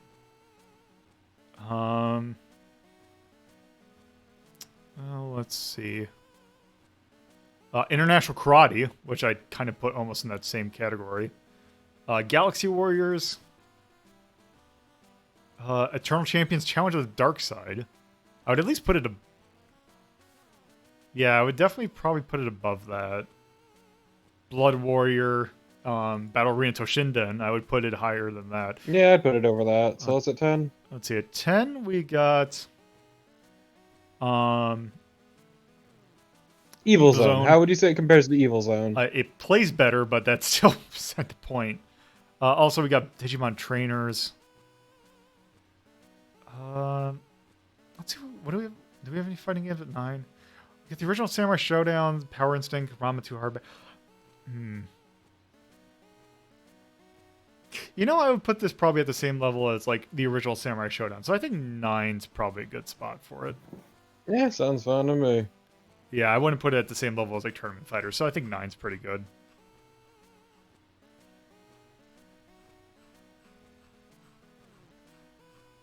Yeah, Kiwami 2 probably has a... I would say... like, Yakuza 1 takes what, in 2005? I think. So 2, I think, would probably take place around the time of maybe Virtua Fighter 4? So yeah. Virtua Fighter, that is a fighting game, 246, 1993. By Sega. It's an arcade game. It is definitely a fighting game. It is a punchy-kicky kind of game.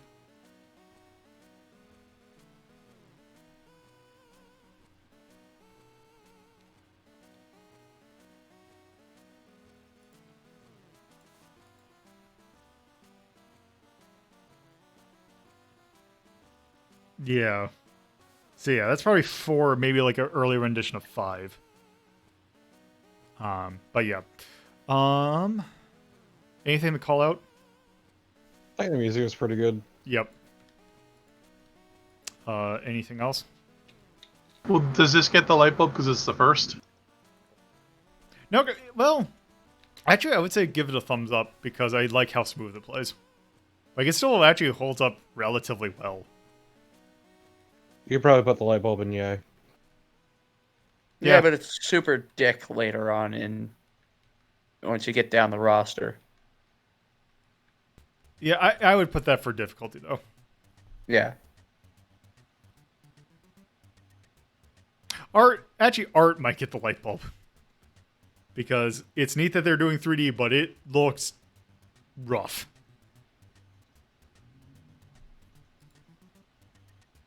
I can't really think of anything specifically for yay or nay.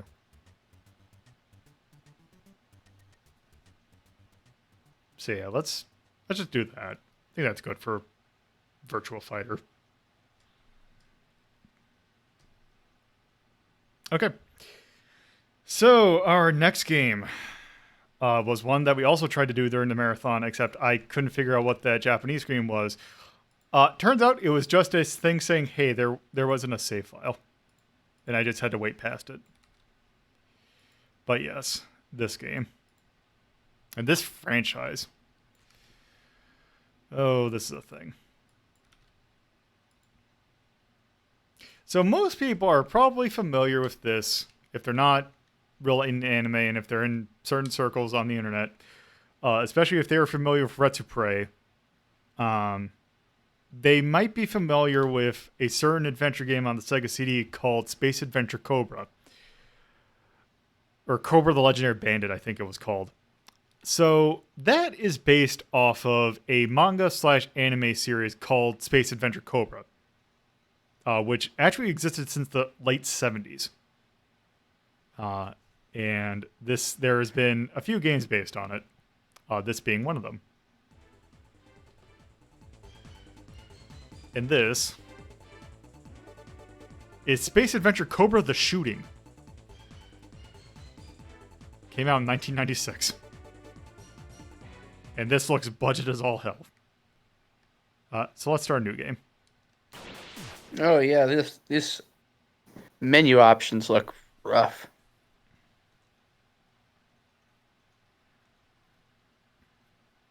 So if you're This not is looking very 90s. If you're not familiar with Cobra, so basically the plot is you are Cobra and you are basically a space pirate. The general first episode is that you basically work as an office job, but then it turns out you come across, like, this android comes to you and says, hey, we need to get out of here. And it turns out that you are actually legendary space pirate Cobra that is basically taken on a new look in order to escape the Pirates Guild. And one thing that is... there's a couple things about Cobra that he's kind of well known for. One is that he's nigh indestructible, which kind of comes across in various things. But also, he is in possession of a very special weapon that we will see shortly. You elided over the third thing he's famous for. Oh, we will see later on, if it's what I think you're referring to. So his main weapon is the Psycho Gun, which is hidden in his arm. Oop. This is a little wonky to control. Yeah, this looks a lot less interesting than the other thing. Yeah.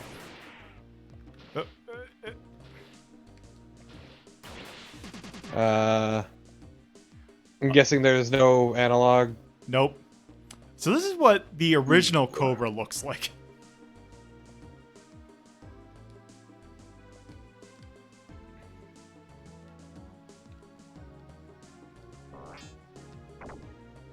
So yeah, this is a weird, like, dungeon crawler mixed with a weird shooting game. Yeah, man, I watched the Cobra movie not too long ago, and it was complete fucking nonsense. So I will say the animated series is a lot better about that thing. So I'm not entirely certain who this is supposed to be. It's me. Oh, he's got retractable fists. Yep.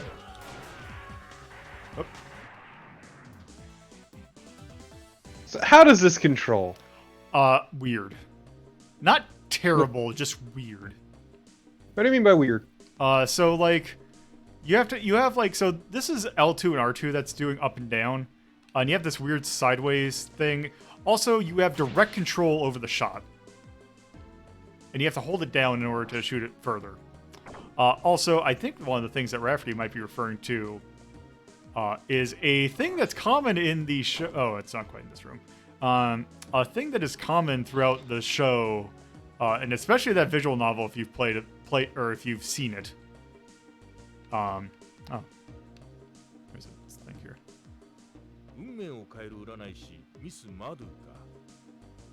Yeah, I can read that. I think it's Mrs. Madoku. It just says, "Sure is a shame I'm illiterate." Yep. So the thing about the series is that there's just a lot of random nudity in it. It's not like Cobra's like super skeezy. It's just there's a lot of random nudity in the show. No, I think you nailed it. He's kind of skeezy. Oh, not as bad as like say something like Lupin.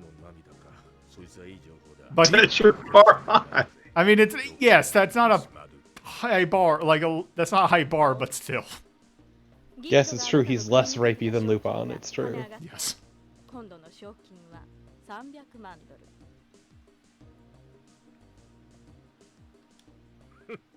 Look, sometimes people just want to have a titty out. It's fine. Well, some of the movies, yeah, he's not bad, but there's like some terrible fan service. Oh, there is some ridiculous fan service. Some real bad shit.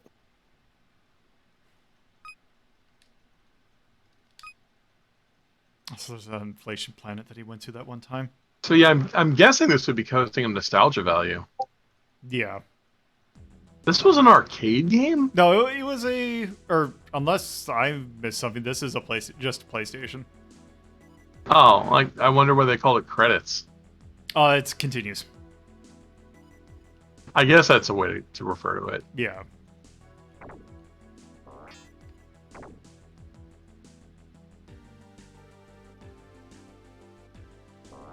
It's nice to give you a mini-map. Yeah. Do they give you a full map if you pause it? Let's see. No, they don't. Also, you do have some items. Like, I believe this is a mine. This lets you breathe on things. There's a Bible. And a shield. And I believe that's a health buff. Cool. I love that 1970s computer. Yeah, I actually really like the show of this. I haven't seen the movie, but I know that the show is a lot better about doing placing things, and if it's the same password that I remember when I tested. The movie is kind of all over the place and real messy. And I think it pulls the exact same...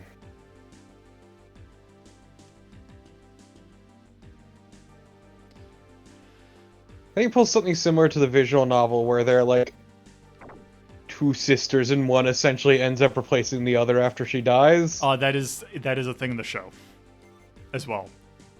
That is a major, and also I'm assuming the manga, but that is probably the longest arc in that show.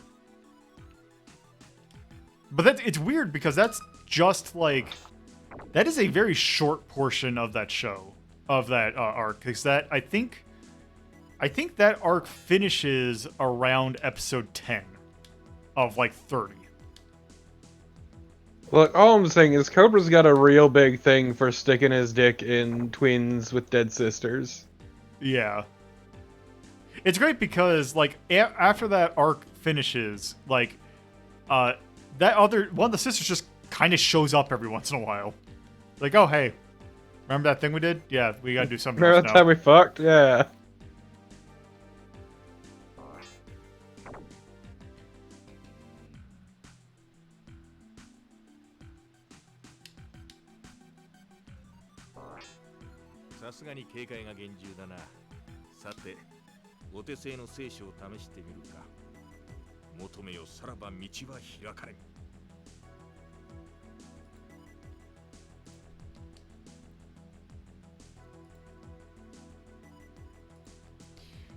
Oh, let's just pray. Oops. That went well.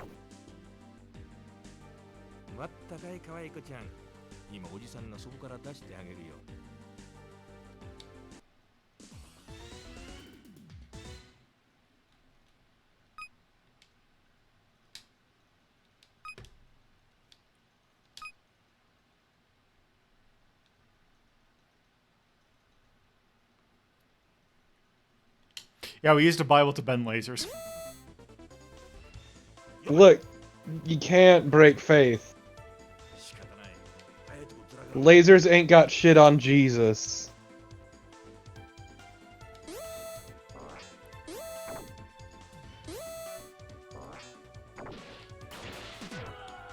So remember that time that Jesus went all Mission Impossible and got the Holy Grail?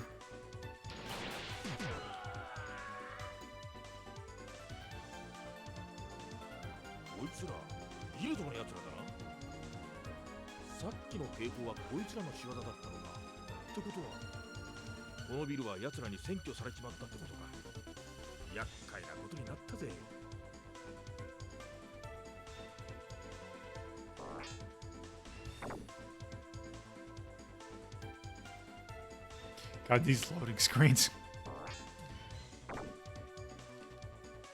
Oh.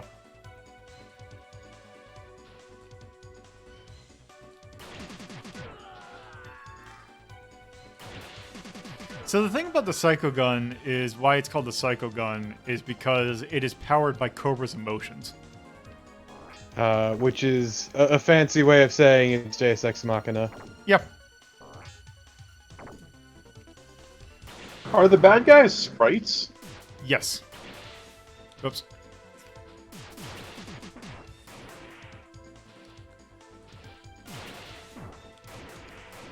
Oh.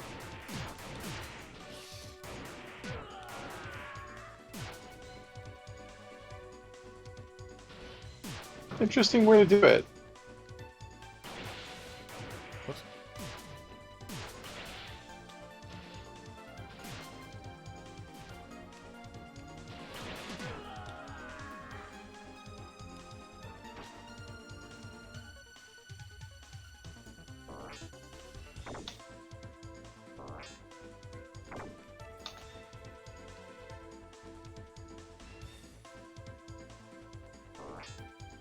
Also, it's kind of funny, especially with like the Rhapsody thing, that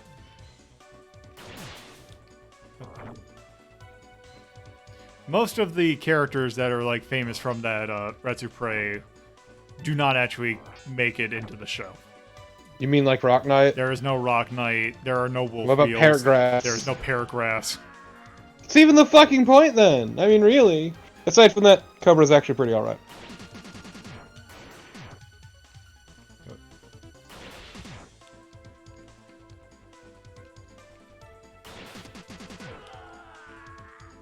Crystal Boy is the first major antagonist.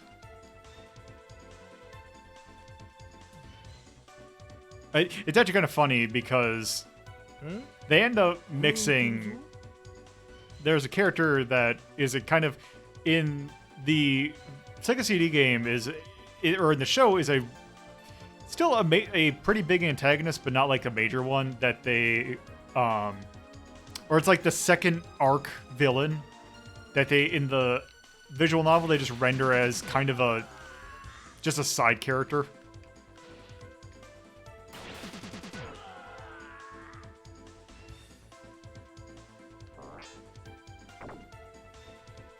No, but there's also some of the more infamous scenes in the Sega CD game are taken from the show. Like, there's a particular character's death that is even more ludicrous in the show than it is in the game, or that game. Also, I hate the visual novel for reminding me of fucking Monkey Island 3. Because in the visual novel, the three sisters, their backs make up a treasure map to the ultimate weapon, which the ultimate weapon's really fucking stupid, but that's neither here nor there. Yeah. Their backs have tattoos that, when added together, make a map. And I'm just reminded of Monkey Island, where you fucking pour grease on a man's back, no, vegetable oil on a man's back so it fries, so you can peel it off and get a map to treasure. It just reminded of that every time. Oh, there's that stage done. Just when are we gonna cook one of their backs to get that map? It's also like a very graphic peeling too. Huh.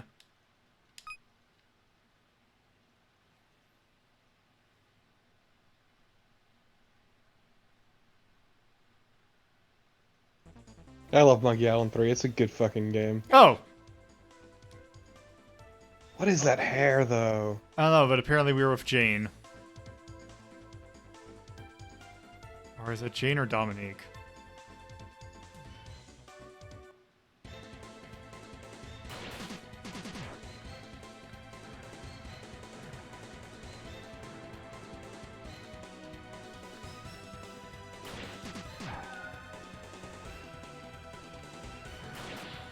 These enemies just remind me of Goku Midnight Eye.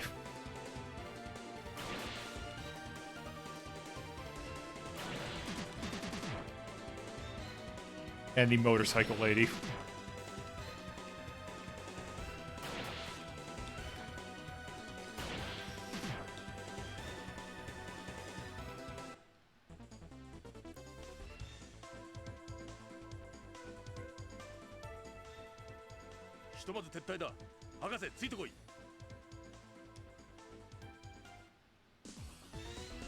Also, that sprite for her did not look good.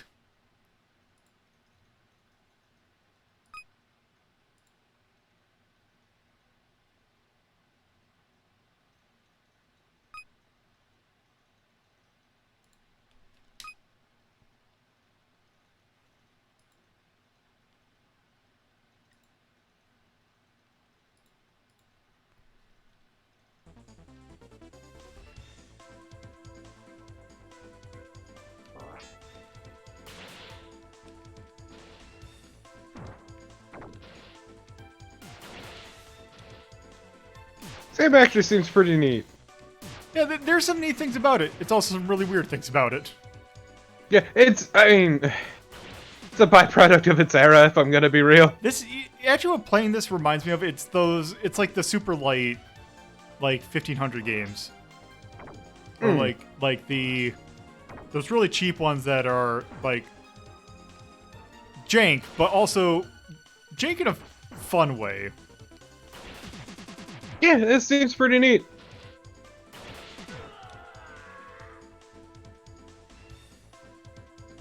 Like, Oops. I'm surprised at how interesting this seems. Yeah. There's not really a whole lot of games that play like it, which help. Yeah. Yeah, the music's pretty alright. I agree with Elsie.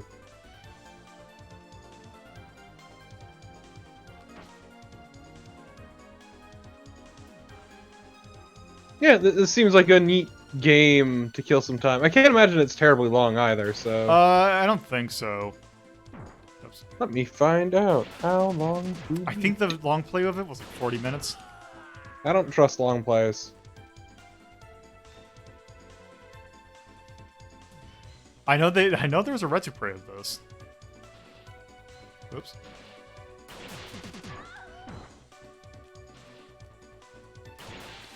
Also, my favorite thing, or one of the things that I kind of found funny watching the show is that one of my favorite arcs of the show has not been put into like a game, and No? I think it would be good for it. It is the obligatory future sport arc, in which there is a death sport or like a blood sport called rug ball.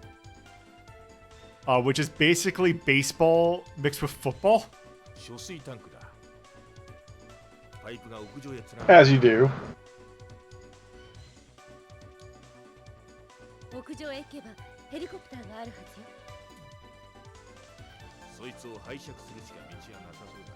Is that bit in front part of her hair, or is that like a helmet, or what? It's her hair. Girl, you got some fucked up hair. It's the future. It's a hair helmet! Like, her hair shouldn't be... Your hair doesn't fuse together like that, lady. You might want to see a doctor, actually.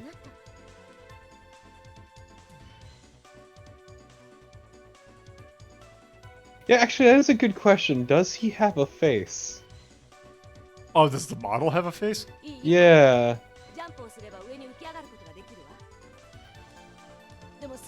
Fuck, what's his AI's name again? Lady Armoroid. Lady Armoroid, yes. And she's a sexy robot lady, but it's fine because they're just they just work together. Yes. They're coworkers. They have a very much a strictly They have a working relationship, and that is it.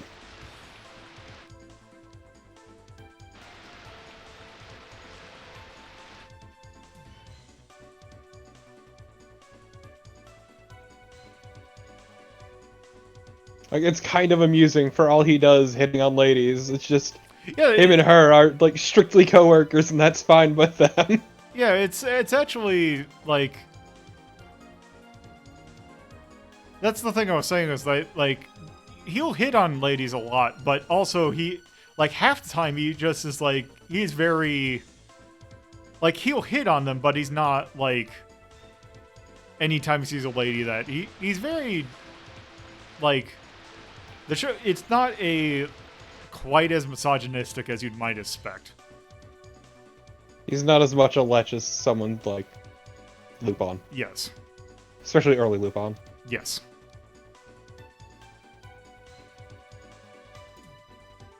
So again, luckily they later renditions would take the edge off of Lupin. He is a lot better around women than I forgot what the main character of City Hunter is. Ryo. Watch that. Yeah, City Hunter's really that's I kind of wish that did show up in the marathon because that City Hunter's really good. And we could just watch it. We could just watch it. It's okay to just, I mean, probably once we're done watching Black Lagoon, but...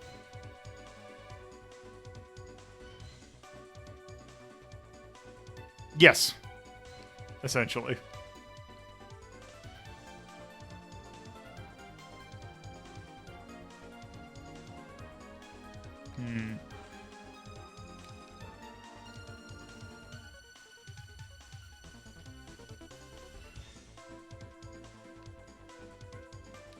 Oh.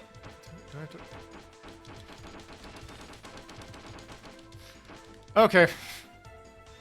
That's swimming controls.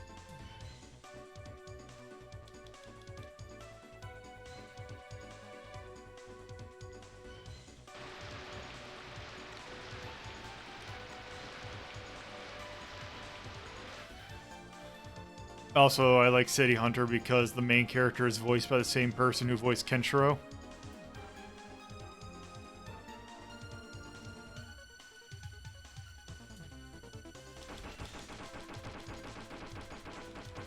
It's a good noise to get up.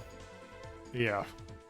So I do love that your current item is a fucking cigar that you breathe with. Yep, that is pretty standard throughout this. Pretty standard throughout the. Yeah, he has a lot of different cigars. A lot of different cigars, but only one jumpsuit. Yep.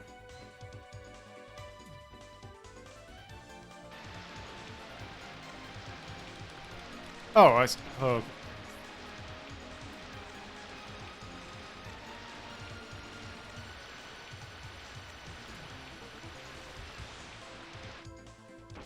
Oh.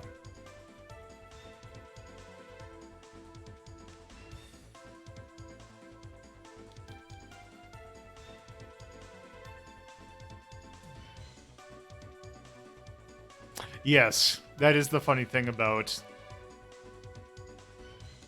There we go.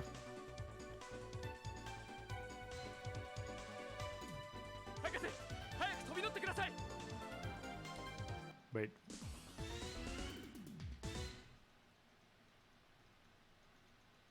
Stage clear.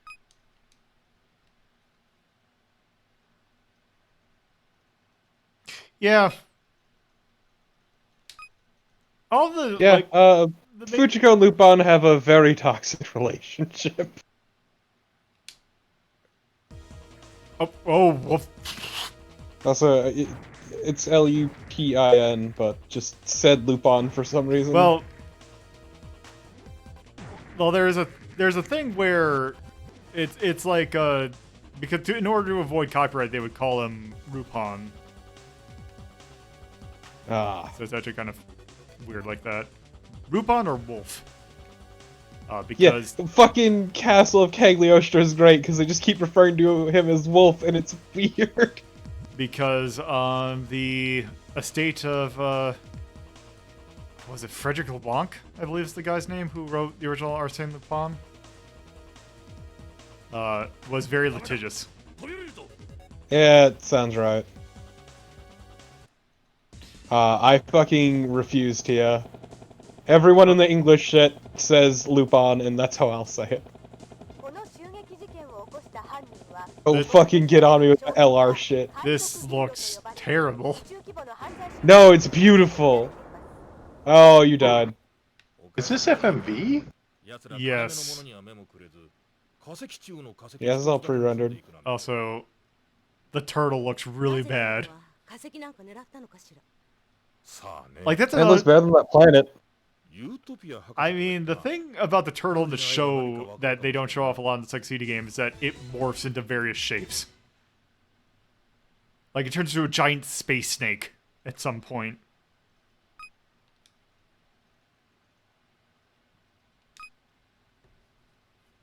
Trying to think of maybe play one more level.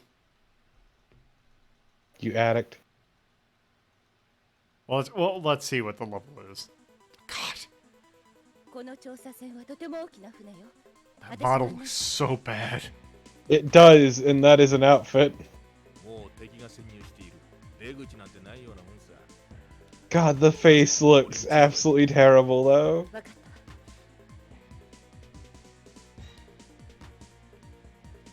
It kind of reminds me of how in this era they would like take just images of people's faces and slap them on models. I was gonna say even that looks better than this.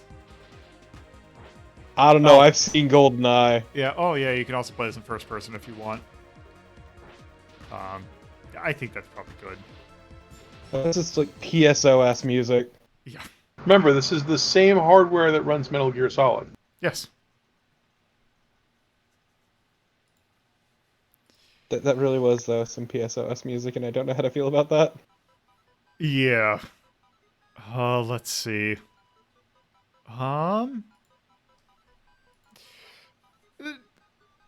kind of weird, that game. Like it's like it's not great by any stretch of the imagination, but it's also not terrible. I actually might say It this. seemed perfectly fine. I think it might actually be a very good spot for, like, 11 might be a good spot for that. Yeah, 11 was made for this shit. Yeah. Equally as Just good. like, this is a neat game. It's perfectly fine. It's not amazing. It's kind of jank, but it's neat.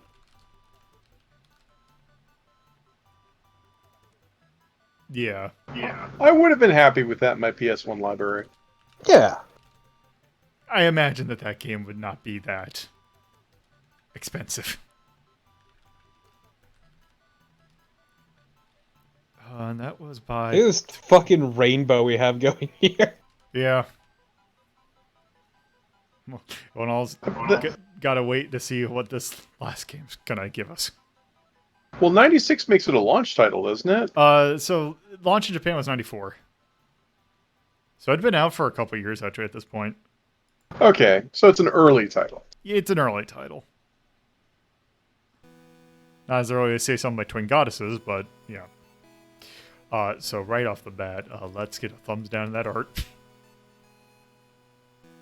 Yeah. Should we give a thumbs up for music? Yeah, the music was actually pretty good. I think that's probably good for it, though. Yeah. Yeah, that's good. It was a neat game. Yeah. So this last game is interesting because there's an episode a while back, I think in December, where I did a bunch of ROM hacks, particularly of Mega Man games. And we started this one, but we never finished it. So let's end the stream by finishing this off. Because this is a fascinating one. So, let me just do this and this. And also, let me do this.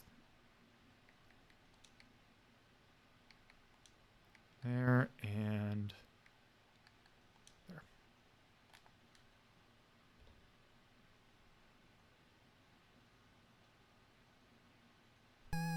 So, looks like Rockman 4, but but yes, it's Rockman minus Infinity. Latest version I believe came out in 2016. But yeah, let's continue where we left off.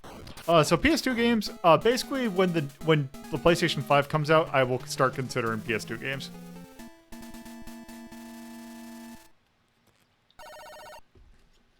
Okay, so it looks like we're in Cossack 3. Okay, so if you forgot what Rockman minus Infinity was, it is basically a harder but more refined hack of Rockman 4.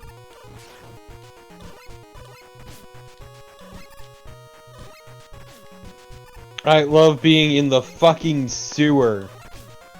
Yep. Just knee deep in Wily shit. Oops. Seriously, could they have picked like a grosser green? Oh, actually, I just realized I could do... Oh, no, I can't because it's not in this one. They took out Rush Marine. Oh. Probably for the best. Yep. Oh, shit.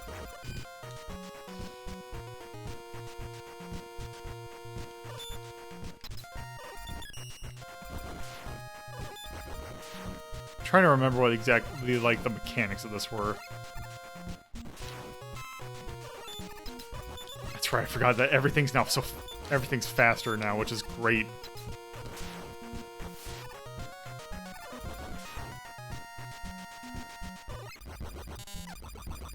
Oh, shit.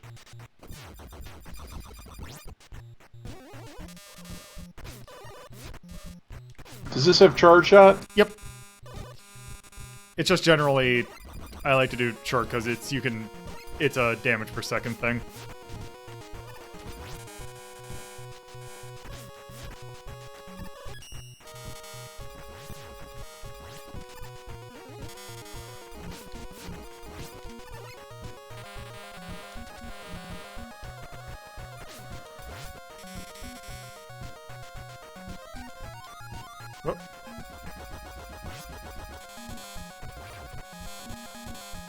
Oh no, it'll bounce. Okay, so I have to kill this thing.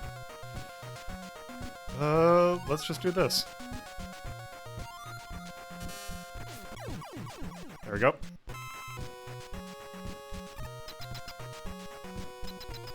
Actually, let's go down.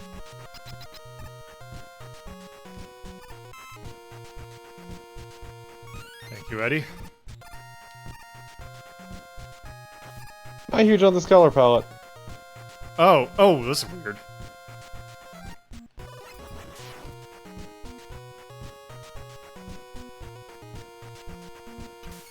Whoops. It's like fucking screen tearing to make that warble effect. Yeah, there's a lot of really neat technical effects. Also, thankfully that I have the item that lets you survive a spike hit. Oh, that's nice. Yeah, this weird effect here where they like change the RGB channels is like a hardware thing built into the NES that like no game uses. I think there's only one. It's Noah's Ark. Wait, how do I? I think you're gonna have to eat the hit. Yeah, I think I'm gonna have to eat the hit.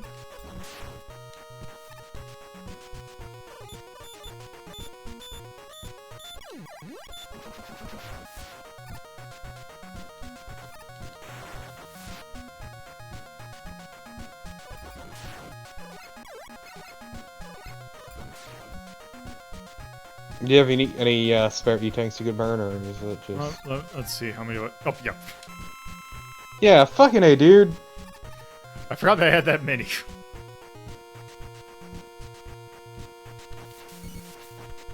So what is the thing that I have to... Oh, okay.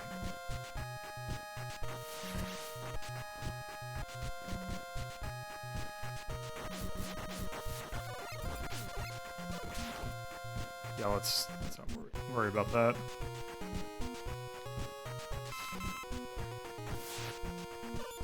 I wonder why it's so clear here. Oh, I see.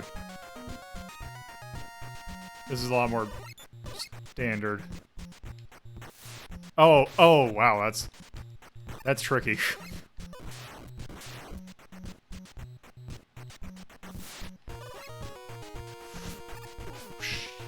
Oh.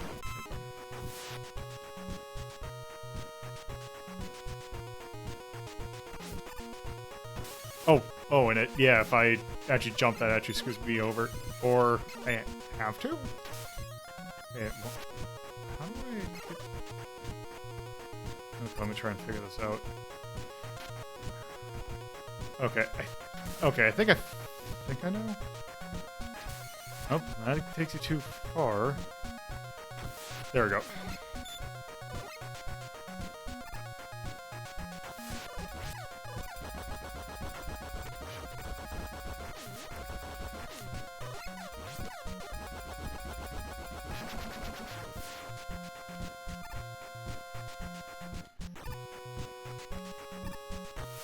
Oop.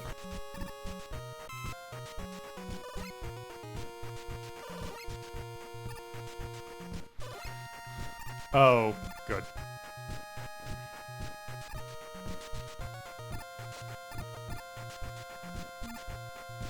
So this is an actual NES ROM, right? Yeah, it's based on, like, it is a ROM. I think it requires, in order to, if you want to, like, play it on an actual NES, it requires a special cartridge. But it can be done. That's pretty cool. Oh, I see. Oh, I can just do this. Whoops.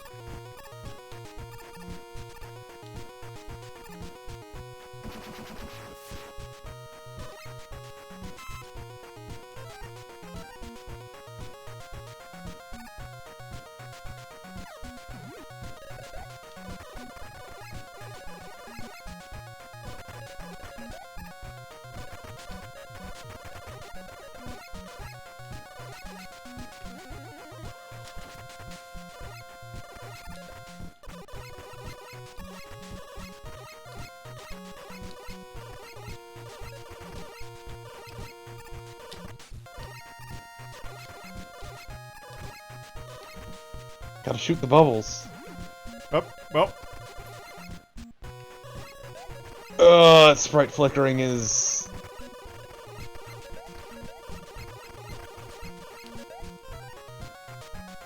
I get the idea for this fight, but also the sprite flickering is really bad.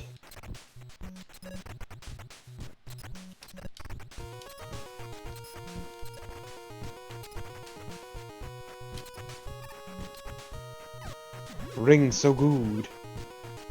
Oh my god.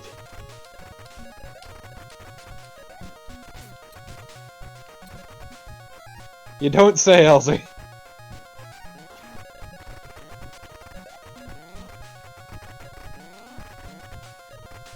You're using your skills at hitting things with your face to your advantage, I see. Yes. That sucked.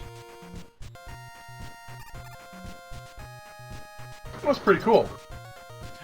It was cool on a technical level, but as like an actual fight... Oh, great. I heard you love devil fights, motherfucker! What if the entire stage was a devil? Pretty much.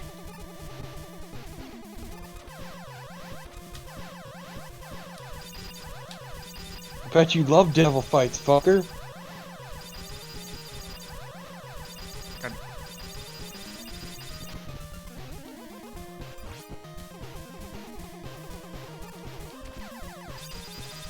Okay, actually, this is kind of neat. Like, the scrolling of this level is kind of rad.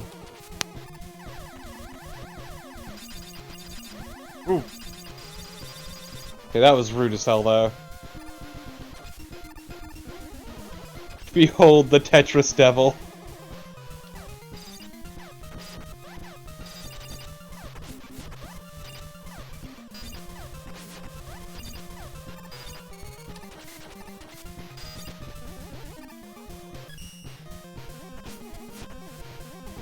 At least I got a critical hit on it.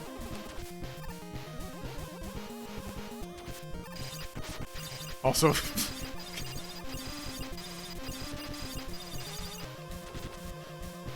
Seriously, how are you just supposed to memorize all this? Yes. Like, this is... Mega Man ROM hacks, this is not meant for, like, a... First-time person. Yeah, this is a expert hack. This is a, you played Mega Man, here, have some more Mega Man. To be fair, as far as, like, hacks go, this is less of an asshole. It's actually, like, fun. There are some real pieces of shit out there in terms of hacks. I heard it. Oh, I have to wait for the eye to open, right.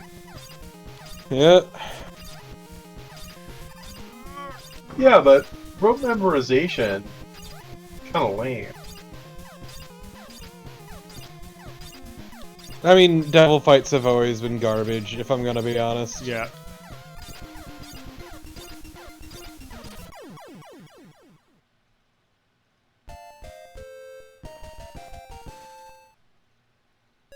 Why do they use that Pokemon noise?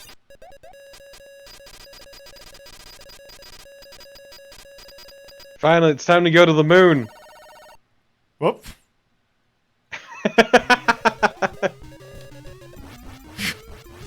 No, that's really good though. I really like that.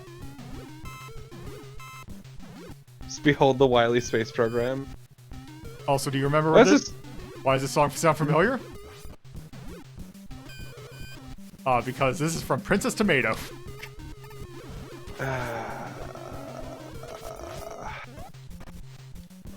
I have feelings about that game. It is specifically from the last level. Or the last, like, once you get into the castle.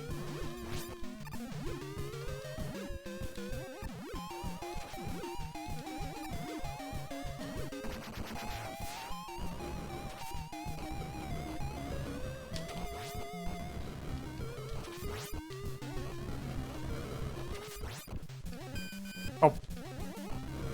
God, this fucking Kirby ass boss.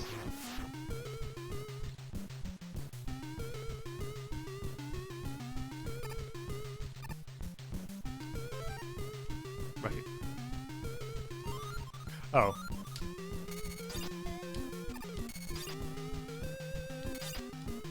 Oh.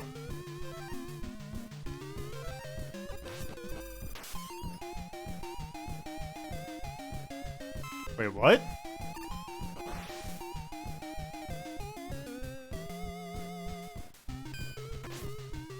Oh. I see. Oh god. This reminds... Oh,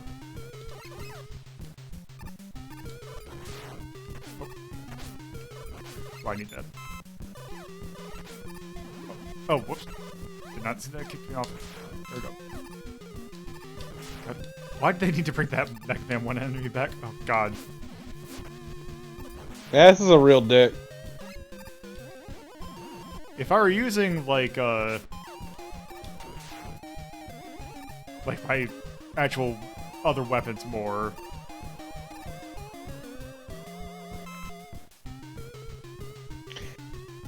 So wait, what does hopping on Rush do? Does it just take you to another part of that area up top? Okay. Right. I forgot you fight these guys in this game. Oh, this is, Punk? I think? Yeah, it's Punk. Pretty sure it's Punk. Just with a weird color palette. Oh, I just realized we're gonna see someone we haven't seen yet in their actual game. Because we have not done Mega Man 4. For the Game Boy.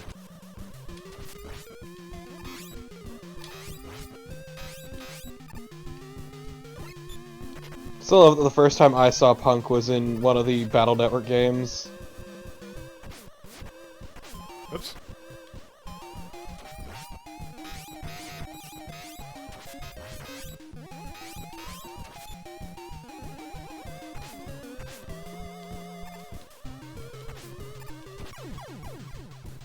Oh! No, man.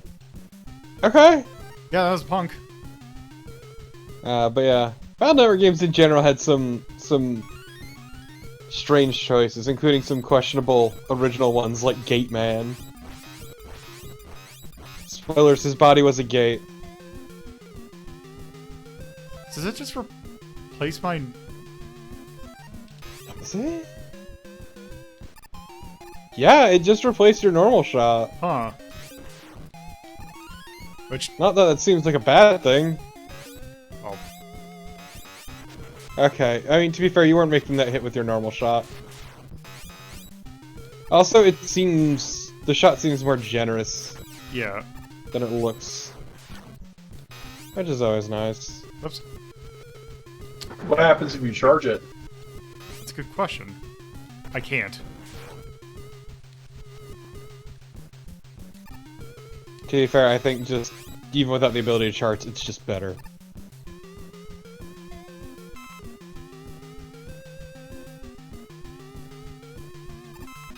Yep, that's valid. Or is that? God, you Yep. just demolished that man. Oh! It replaced your weapon again. Yep. I actually think this is Punk's weapon. This. Okay, this is just Metal Blade. Okay. Metal Blade that explodes. Metal Blade, but it causes sprite flickering because it introduces too many sprites. Oops.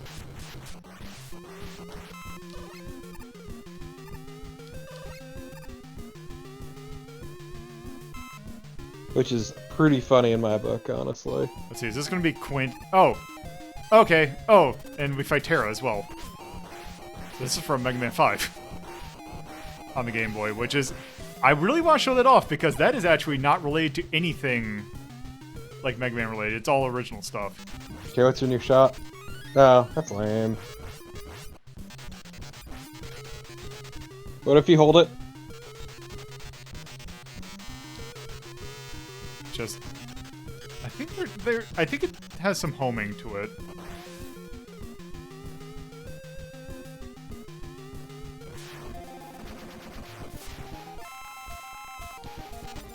Did you take care of all of them? Oh my god, Rush exploded. Can't believe Rush is fucking Oh! dead. Okay!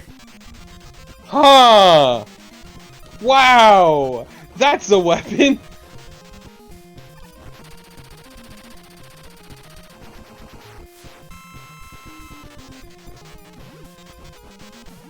Yeah, you just need to avoid him now.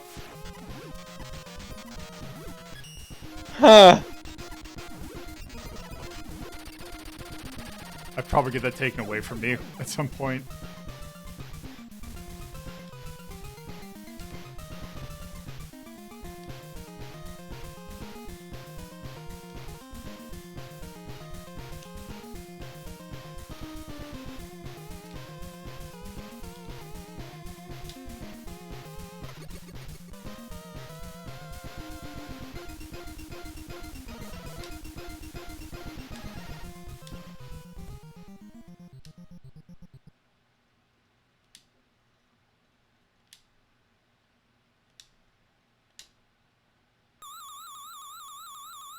This is different from the original game, right? Doesn't his daughter show up? Yeah. So now his daughter's kidnapped.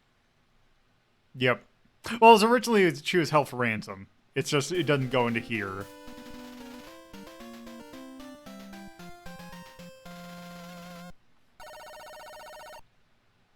The giant bones really sell me on it. It's like not just a skull, giant bones too. Yep, okay.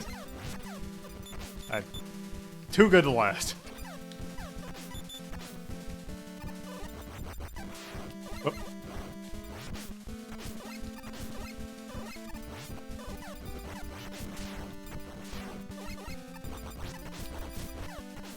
Man, these Sniper Joes have a lot of health. I miss having the special hit.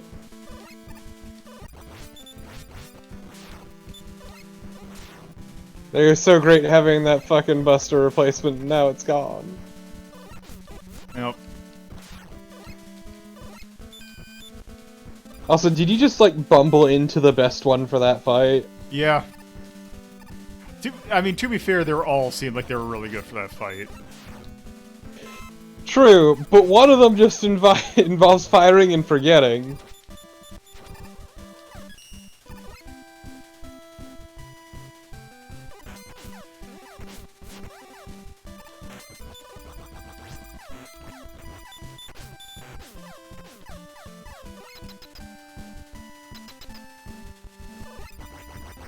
I'm actually curious about some of this. Set...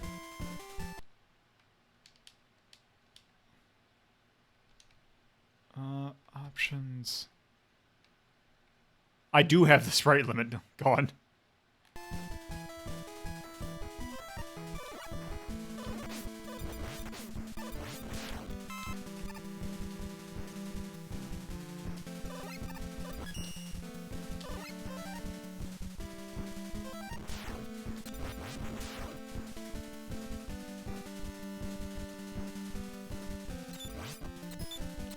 Oops.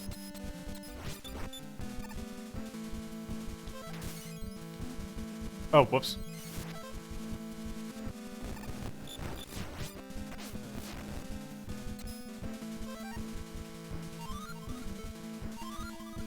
Oh, that's right. I forgot that Toad is labeled as white magic. If you read the description. He turns people into toads? Yep. I thought Toad's power was like screen clear. It is, but in this hack they changed it to be like the spell Toad from Final Fantasy.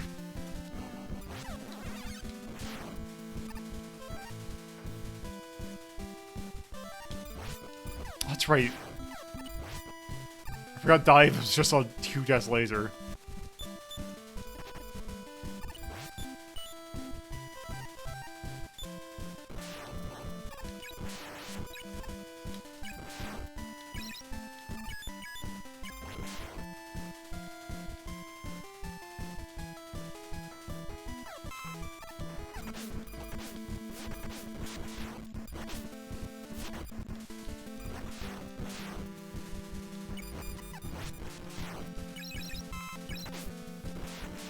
It looks real goofy when you aim straight up.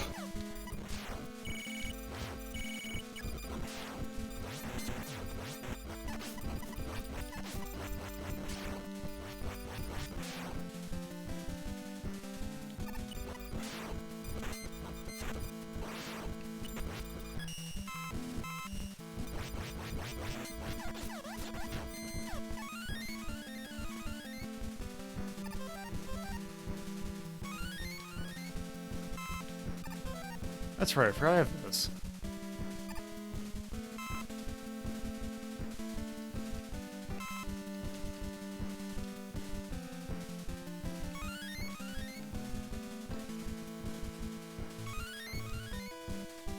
Wait, did I have 9 already? Yes.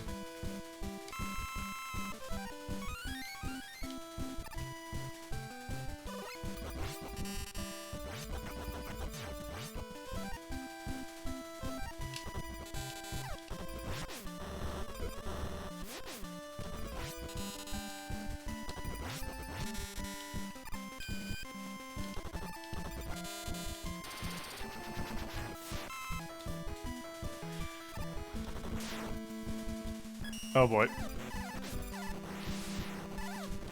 Oh hey, I have right armor.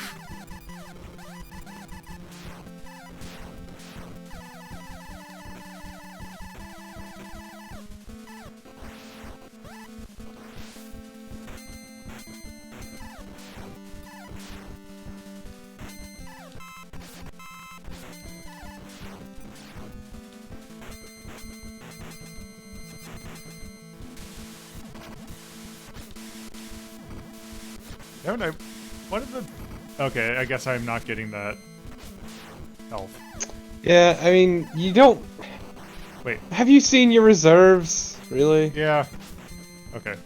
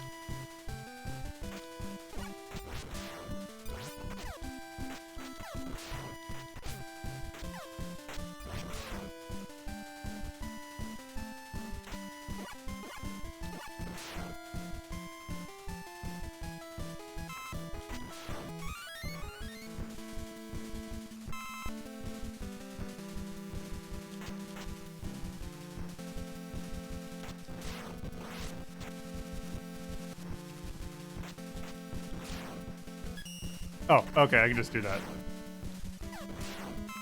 Oh, there, I finally get my Rush Marine. Like, it was actually good this time.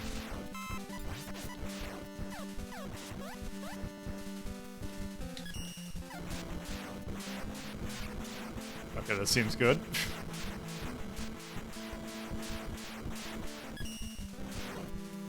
This is really dumb, and I greatly appreciate that. Yes, I really like these stupid little mechanics. Once again, my one complaint is the sprite flickering, but...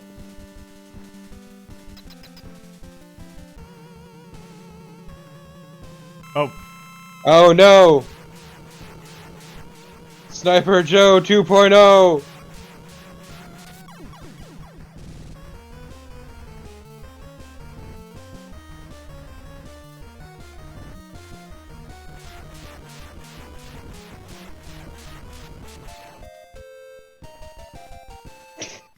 I don't think I'm supposed...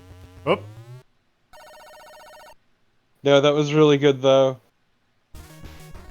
Also, I appreciate them dicking around with the Wily Fortress lines. Yes.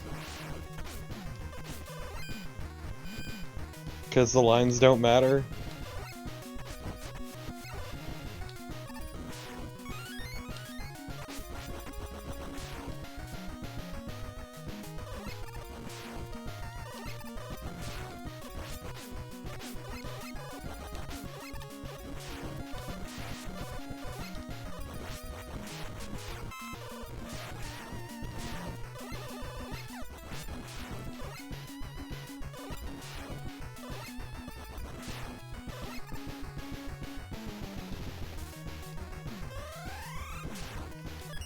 It's hilarious in a way.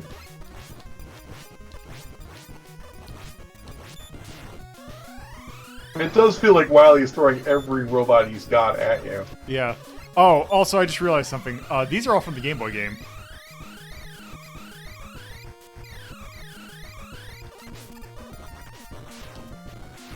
And don't be afraid to use your other abilities. Oh yeah, I suppose.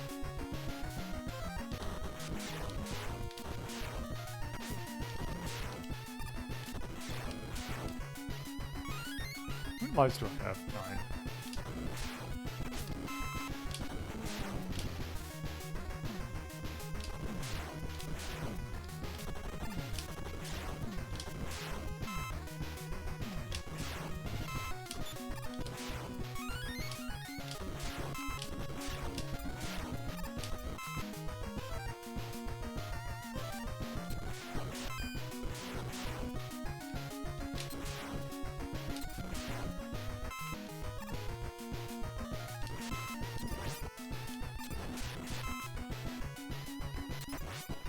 Oh, which Keep of the Mummy guys from?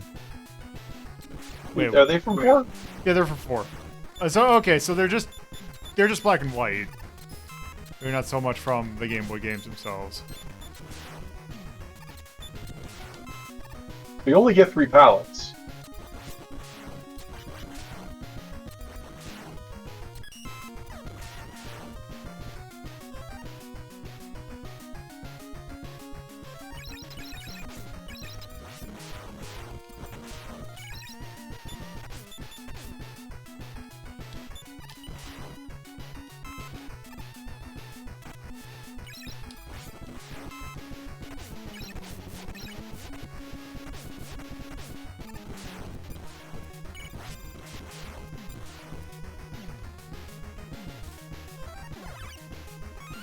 Oh right, forgot about this weapon.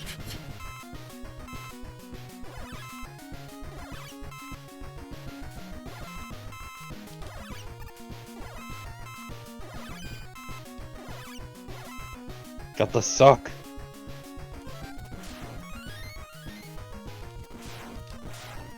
Yeah, they really changed the visibility. Yeah. I actually really like the default Theroman ability, though. Yeah.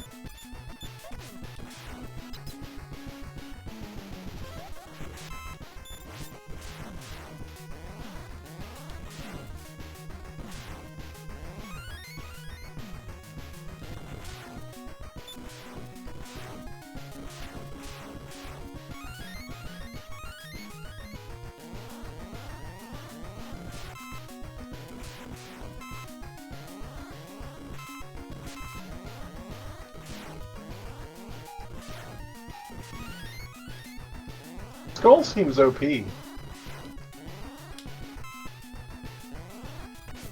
Well, it's just for anything that it can kill instantly.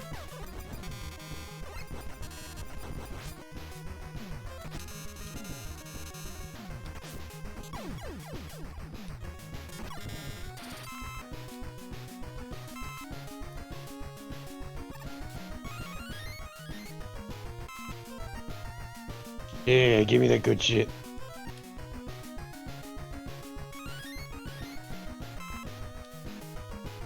Just look at all this nice shit.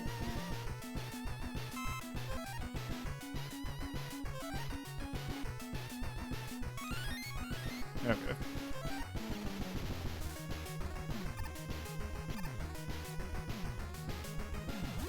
How do you know when to use rush search? It works anywhere. It's basically a, hey, I need an item now.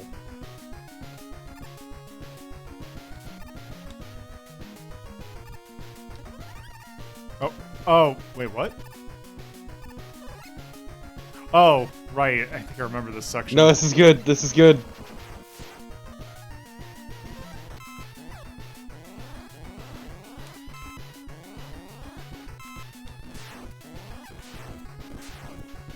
Oh. Yeah, that doesn't work on that. So yeah, this is straight up a Gradius speed stage, but in a Mega Man game. That was a Mega Man 1 City Sphere. Not anymore, it isn't.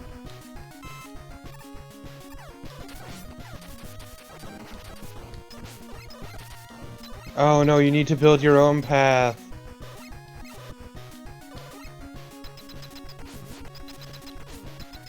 Oh no! Yeah, it's a speed stage to the point where they even have those. Such betrayal! I Oh already no, saw too many those doors, my scrolling in a friend. Mega Man game.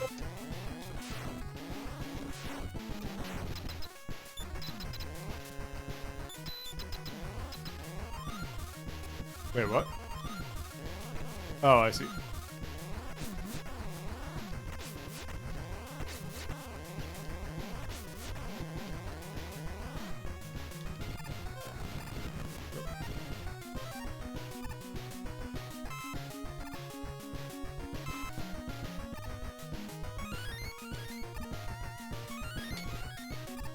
I mean, this part, I like that they have the Eddie there.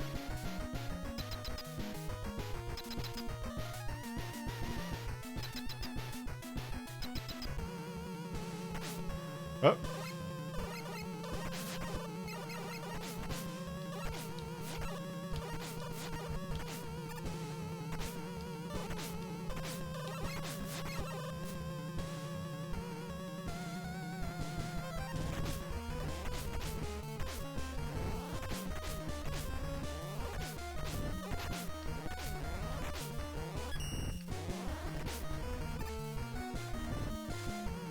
Oh, wait.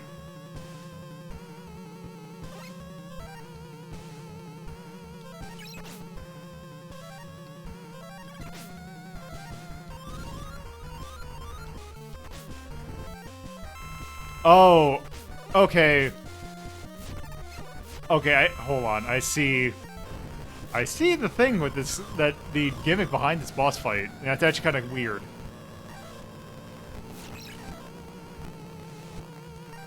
What's the gimmick? He takes 4 of your weapons, and that is what his arsenal is.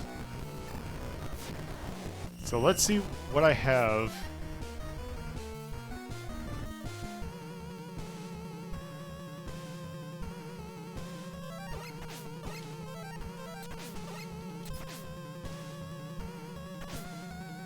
There.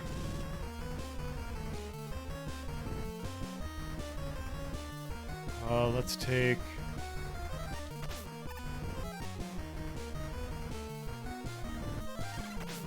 Oh, Edge, I think that's really good. There.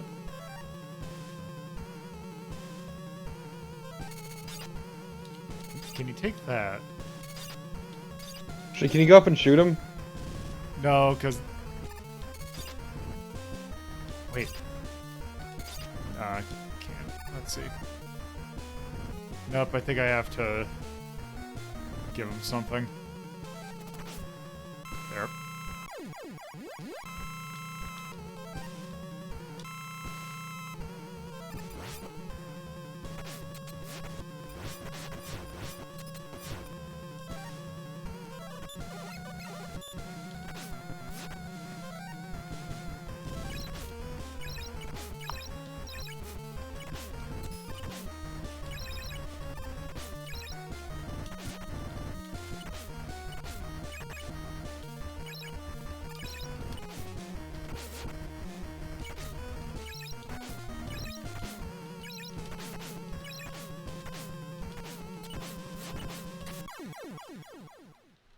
I like that the colors change as he dies.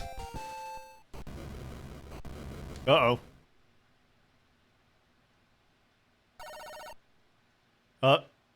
Okay.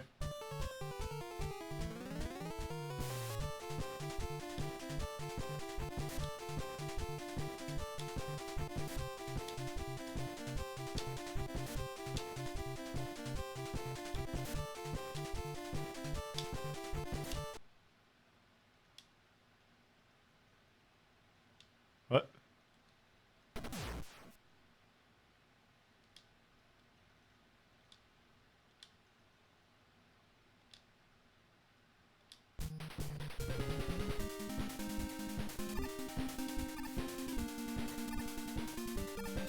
Okay. This looks like the Game Boy boss rush all the way. Yeah.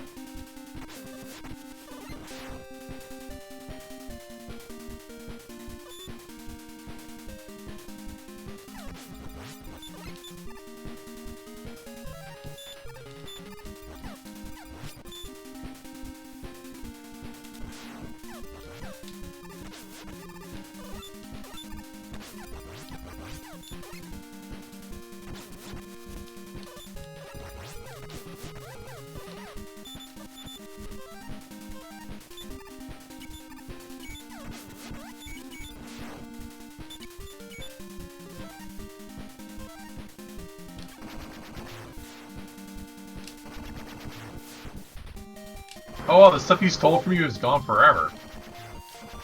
Well, I think until we figure out where it went.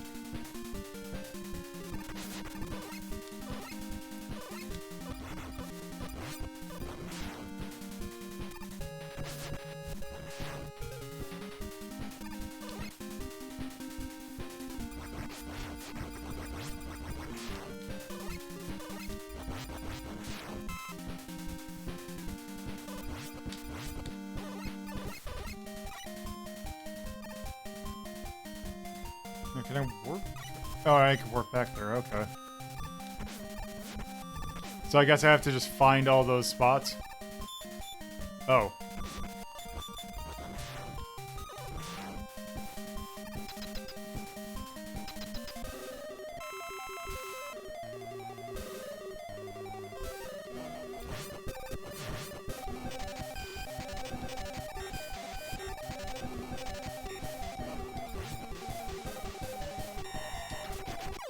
Oh, wow. Forgot about that.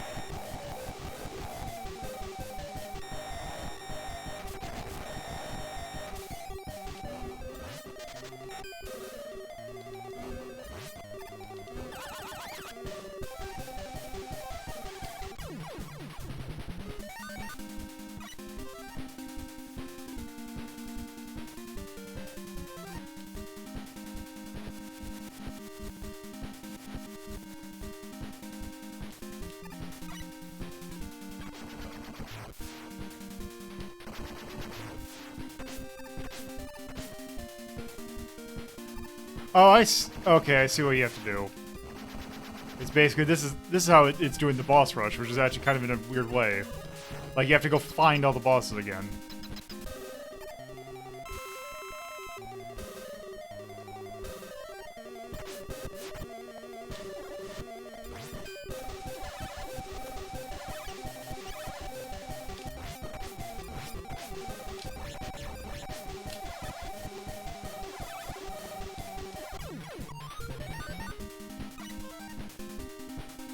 Oh, what did that actually give me?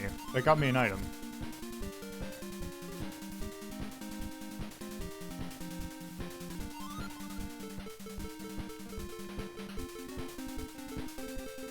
Changer. Skull Amulet.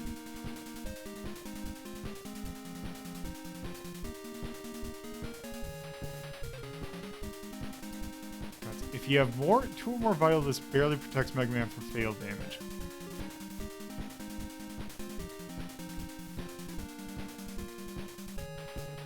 I have no idea what that means. I think it's just a weird translation.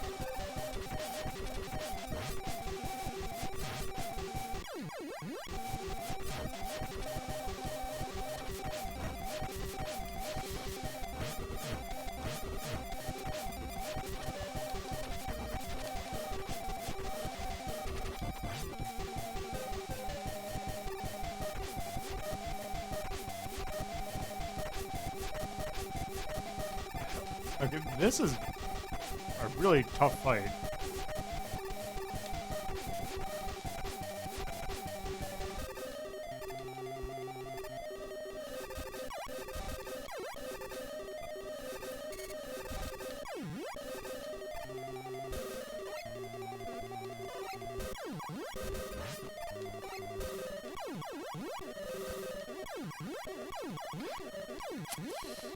God, that attack just sucks.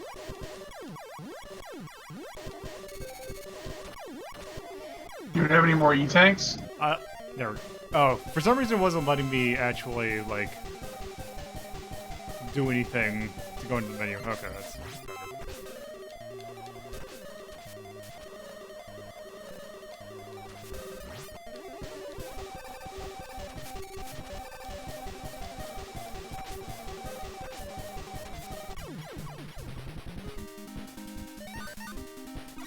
There we go.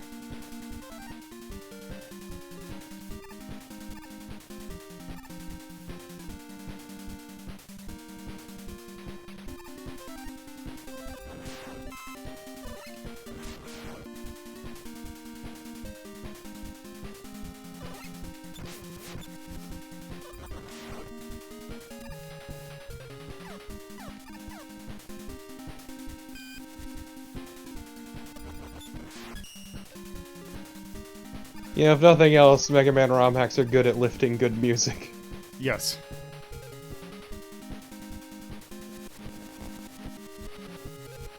Was it this one that for like Toadman's stage it was for the Frog the Bell Tolls? Yep, that is this one. It's been a while. It's been a long fucking time.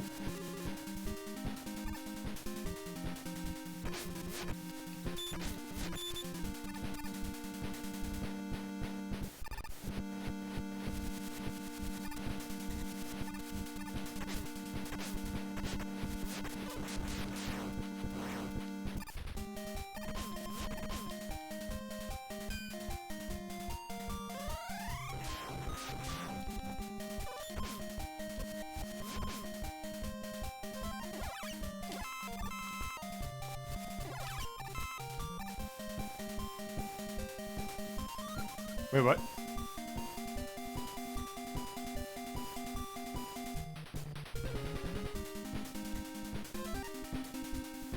Okay.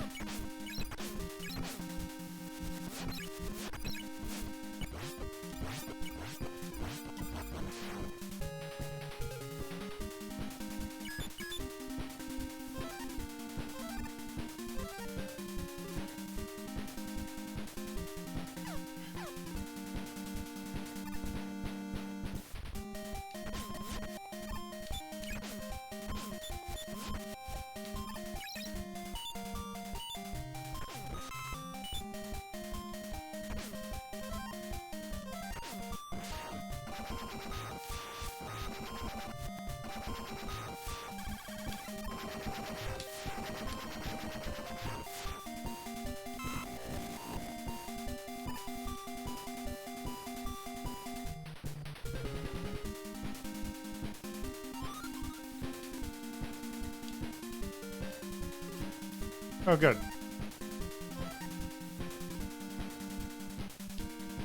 So it's freaking Zelda now. Yep.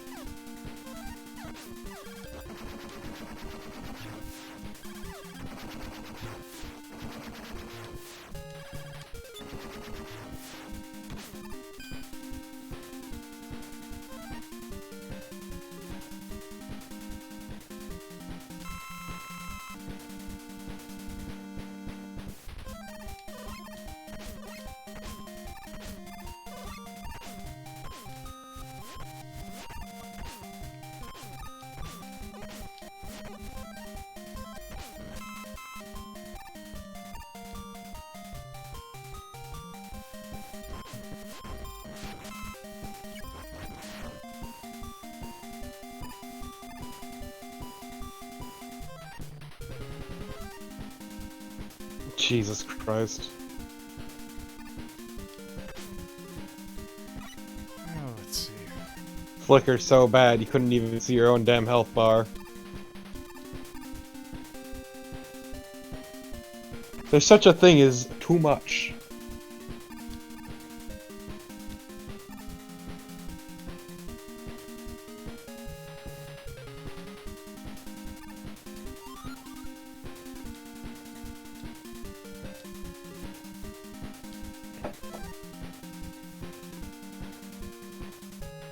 Okay. Yeah, not sure how I feel about this bit. It just kind of feels like it keeps going at this point. Yeah, this is a bit much. It'd be one thing if you didn't have to go through 2 fucking Wily castles to get it.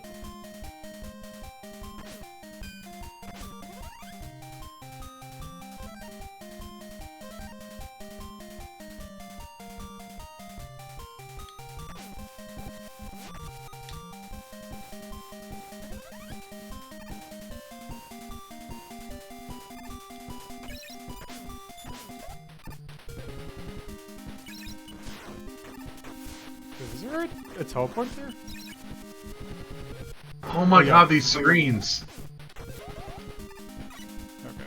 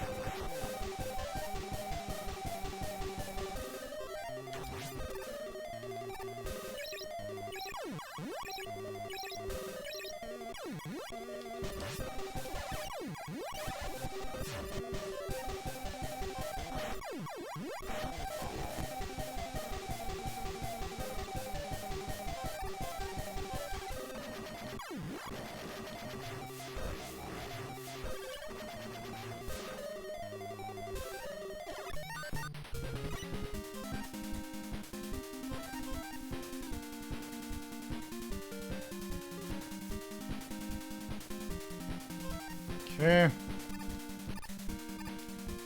At least now that I know where I need to go, this is a little better.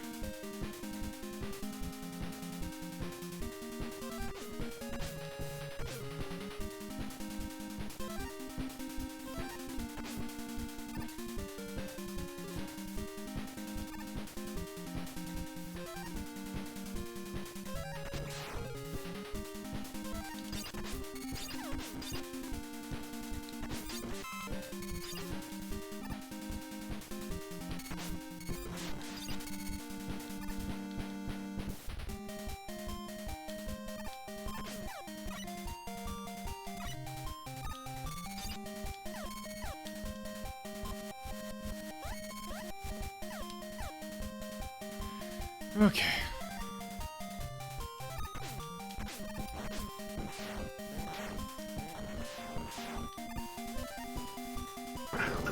Get over how ridiculous this is.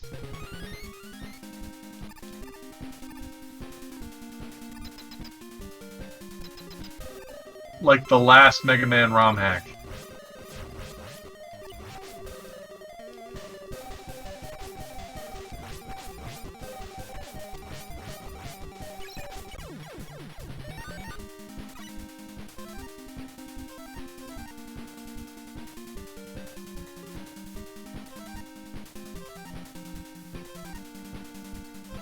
You'll get there one day.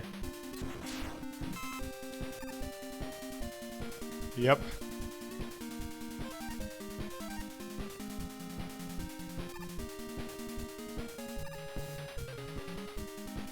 I don't know, like, it's neat, but also it's kind of burned a lot of goodwill I had. Wait, where's the... Oh, right.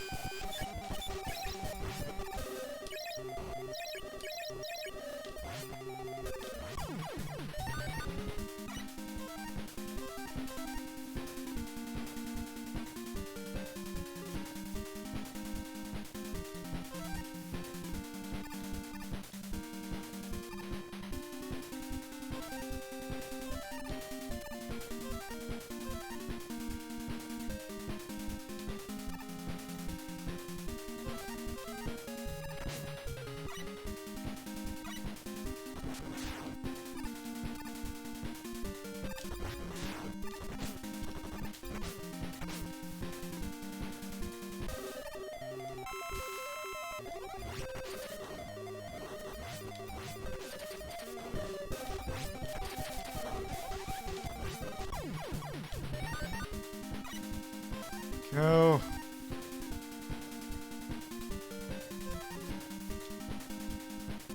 Ugh. It's too much. It's too much. Like, if this was like the Wily stage, this would be fine, but as just one as a part, it's a bit ridiculous. Well, yeah, it doesn't help that we had to go through 2 Wily castles, one of which, the last level of it, was very long to begin with. Wire, yeah. Oh, I don't think I can get No, through you're that. not getting through there. Ugh. It's rude. Oh, okay, I see.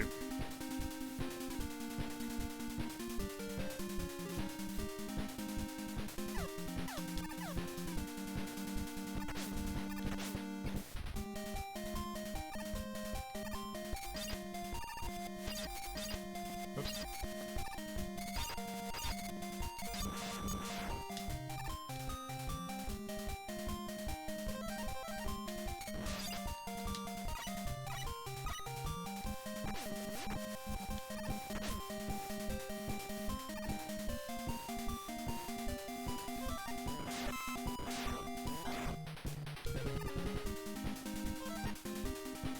At least the music slaps.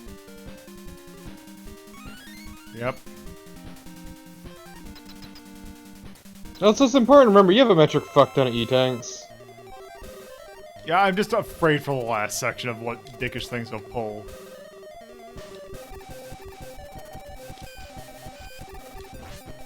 Which I'm wondering. Okay. Okay, that's pretty good, though. I like the old being weak to his own weapon, especially because of how stupid the way he's weak is.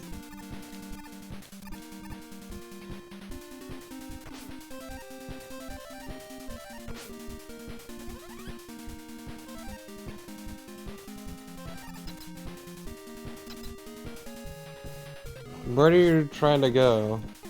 So I gotta go there, but I have a feeling that I need to use one of these warps. Oh, you couldn't just go left from the previous screen? Nope.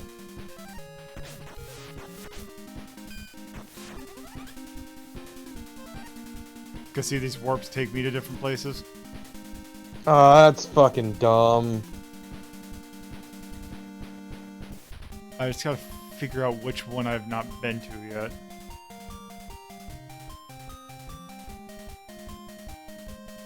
Okay, I think I see where it is. I just gotta think of how to get to it.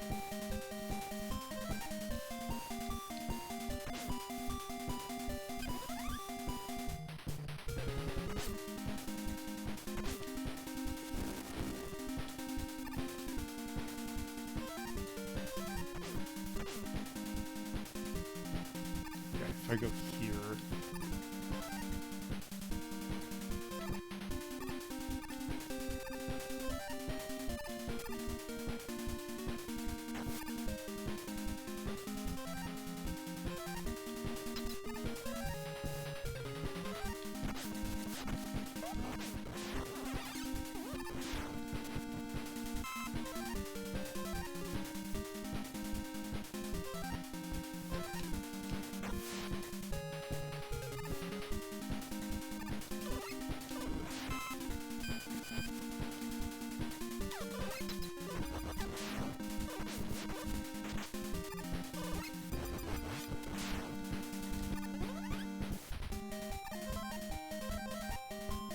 Yep.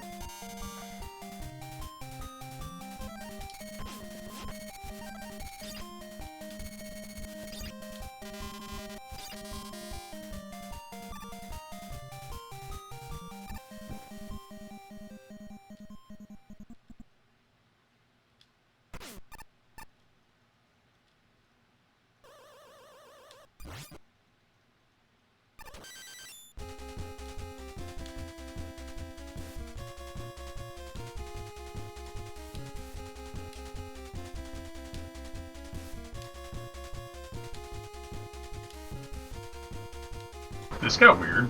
Yep.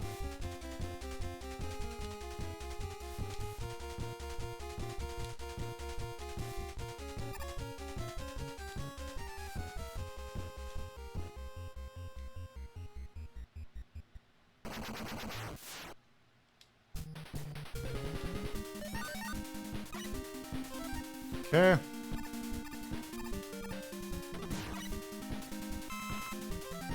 There we go. Finally, time to end. Oh, Jesus. This is worrisome.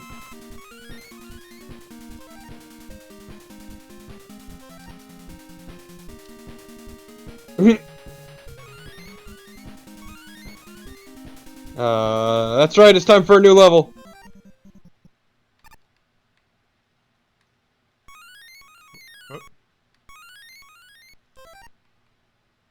Oh, I already have max everything. New level time.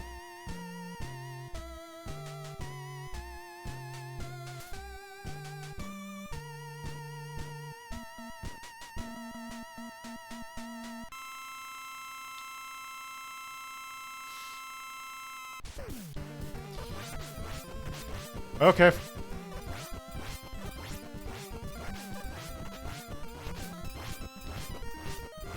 Also, I appreciate them using Mystic Quest music. The fuck is happening? They did not put Mercy Invincibility on this. I think that's on purpose, because you've got the multiple health bars.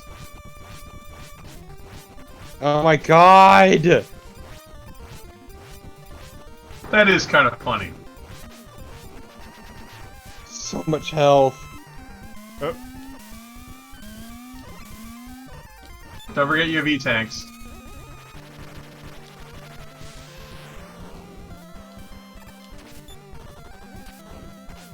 Yep. You have a million E-tanks, dude. Yep. Let's see.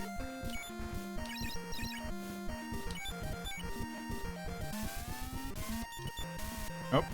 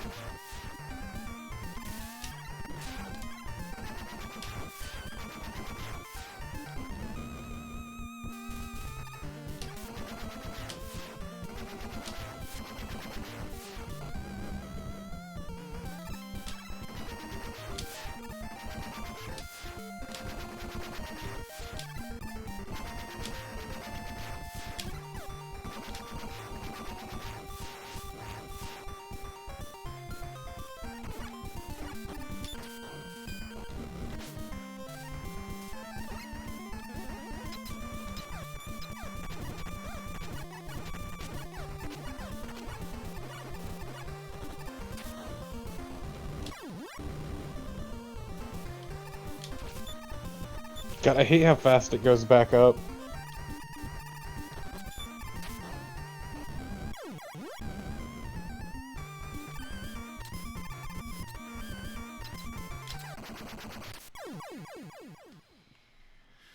Okay. Oh.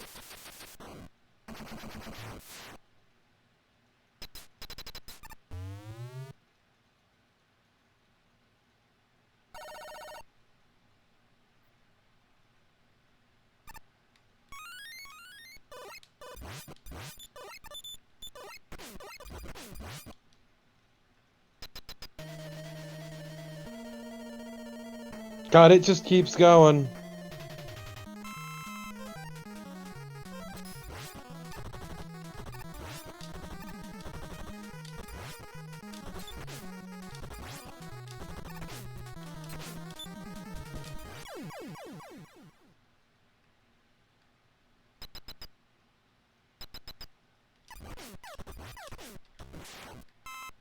The Sniper Joes are behind it all along.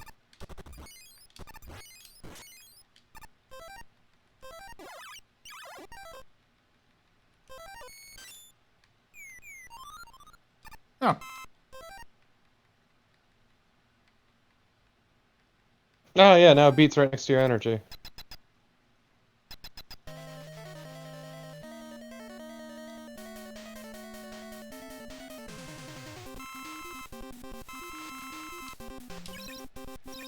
Oh, wait. Nope. Who is that who keeps combining with the bosses? What? Oh,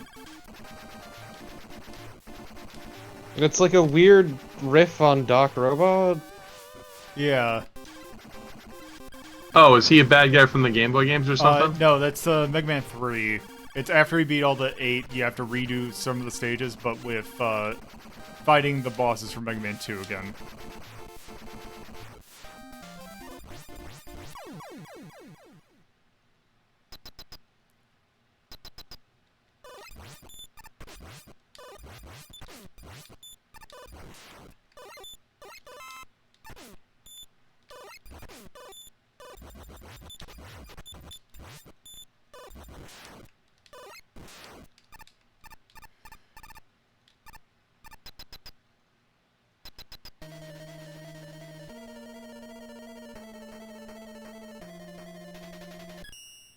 Oh.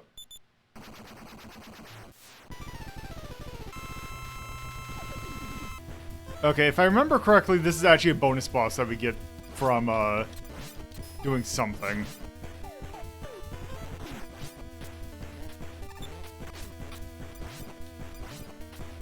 That was kind of funny. I'll see, we'll grab you.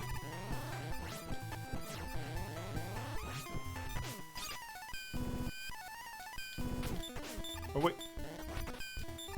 Oh, actually, I think if you... take one of these... Oh, you can't. Okay, but can you totem? Let's see.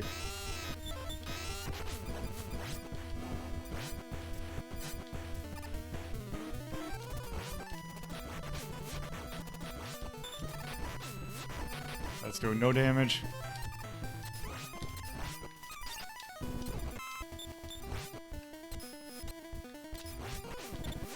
Also, this music is from the final boss of Mega Man 5 for the Game Boy.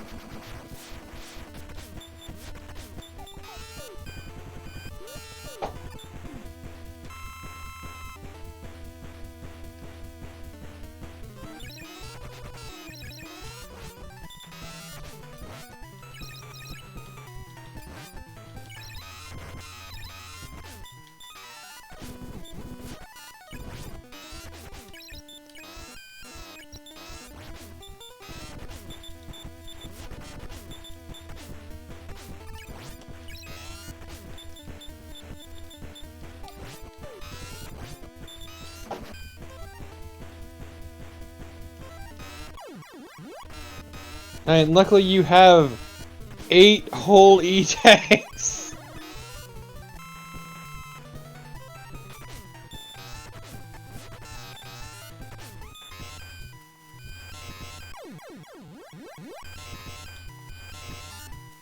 Wait, do those instantly kill you if they blow up on top of you because you get hit by everything? Yep.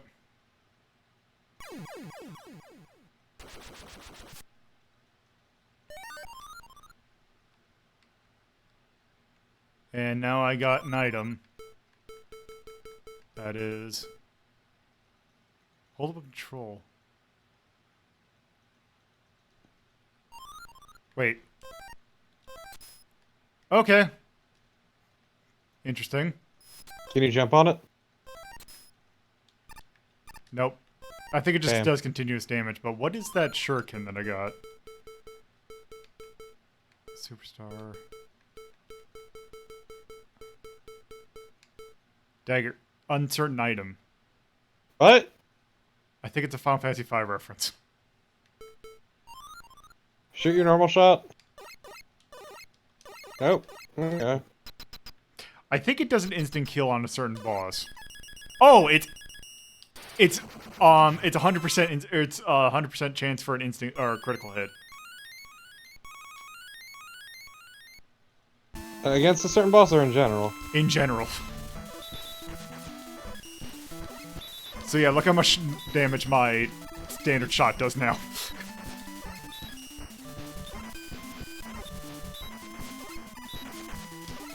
Any attacks that'd be good against him? Like ring?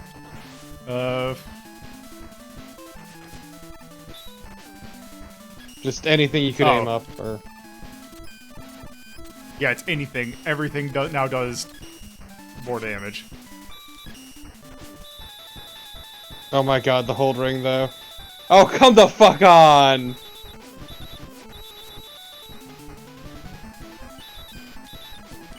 You just need something that shoots up. Yep. There we go. Fuck you, Wily, eat my ass! Also, we're in Contra now. Fucking finally. I was waiting to get to the meat dimension. Also, this music's from... What? This music's from Gradius 2. For the NES. Welcome to the meat. I was not expecting the meat dimension. Look, the previous boss fight confirmed we're basically a Gradius at this point, it's fine. So basically there's more space on the cart, so we gotta cram more in here. Yeah, no, it just keeps fucking going, and that is my problem with this ROM deck. Like, it doesn't know when to just call it quits, and like, there's a lot of this is really neat and everything, but also it keeps going. Oh wait, some... If they really wanted to make my day, they'd throw a Batman level in here. No, they have something in store for the end.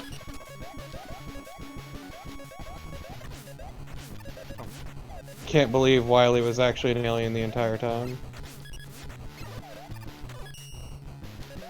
This is obnoxious.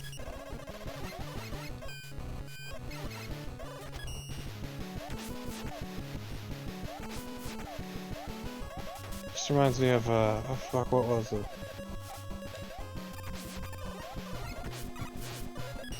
What are you thinking of? I'm trying to remember the name of something. Was it something I played recently? No, it reminds me of Alpha from Battle Network 3. Oh.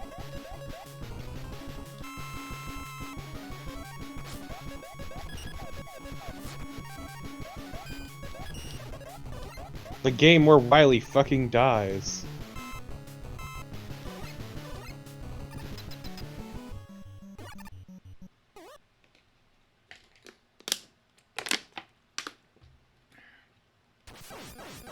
They're retconning with the alien a real thing? Oh no. That Thank God. That was the ending of Mega Man 2.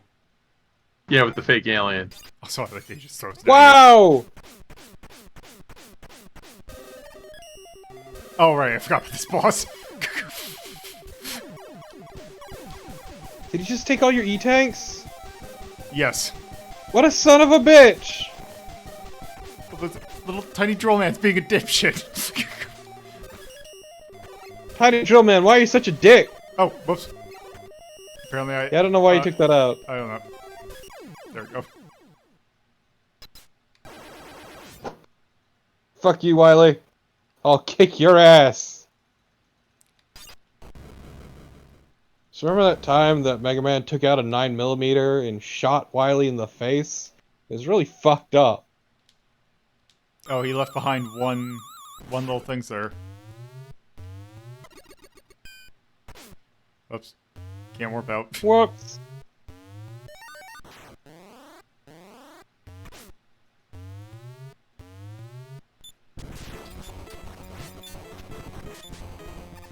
So remember That's right, we gotta Remember the end of what's Meta Knight's Revenge? Yeah. This fucking ROM hack doesn't know when to call it quits.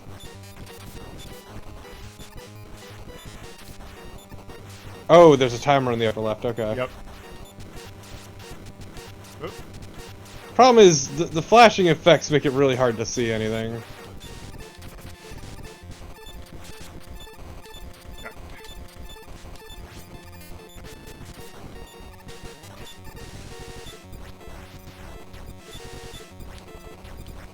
Yes.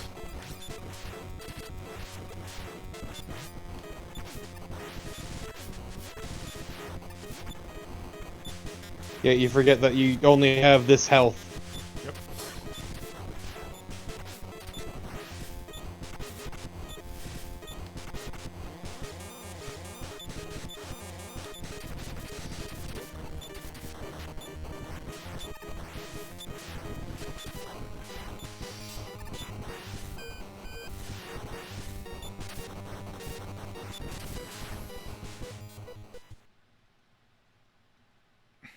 Slipping, sliding on out. Ramp that shit, Mega Man! Mega Man hit that. Oh my god, he ramp. flaps his arms. Wow. So, speaking of Lolo, Yeah.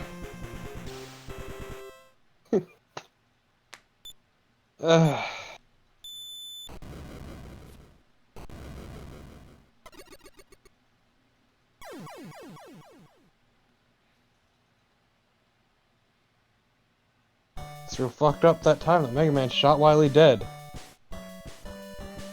Also, great choice of music. Yeah.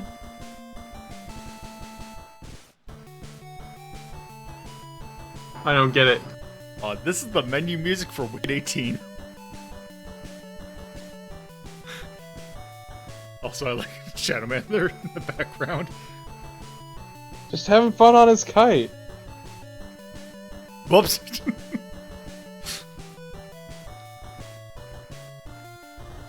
Wait, what? What's that supposed to be?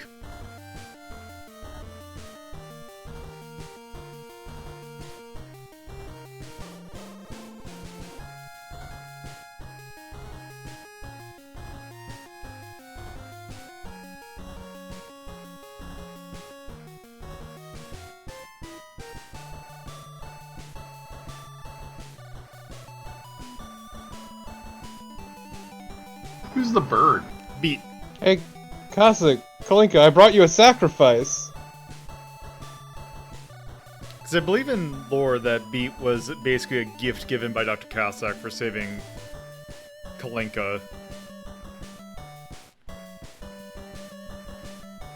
Apparently, if you kill Eddie with the Dustman power, you get a special power-up. You do, but you also lose something else. You kill Eddie.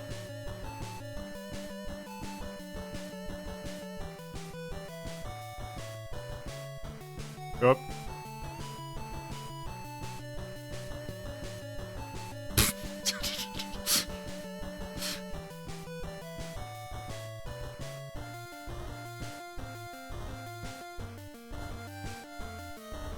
Mega Man's Yeah, past this- caring, I guess.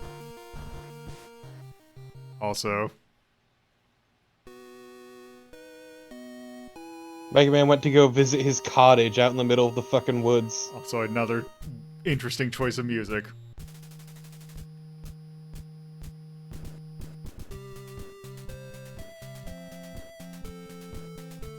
Fucking really? Yes. Why this? Help me out. I don't get it. This is Fire Emblem.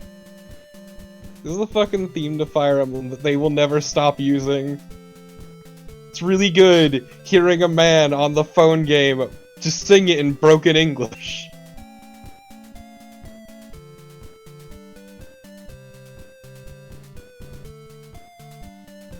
Yeah, this is the Fire Emblem. God, also in the Idol game they did a version of this that was terrible as well. The vocal one. Yes, the vocal one. It's so bad because you can't make this song good.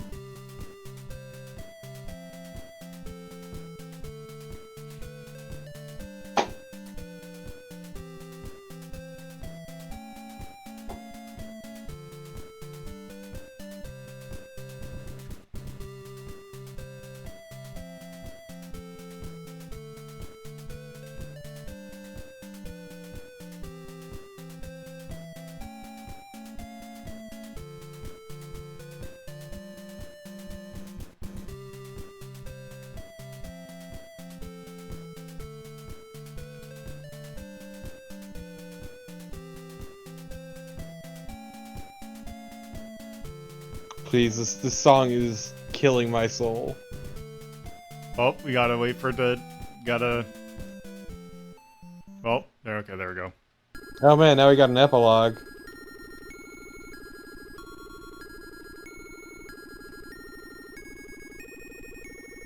This is awful sounding, actually.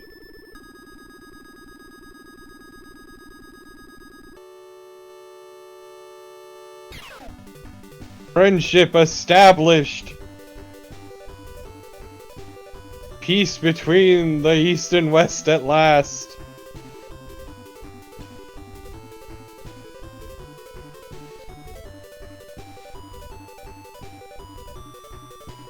So what is this fucking song? It's from Kirby. It's, I believe, the ending theme for Dreamland 2?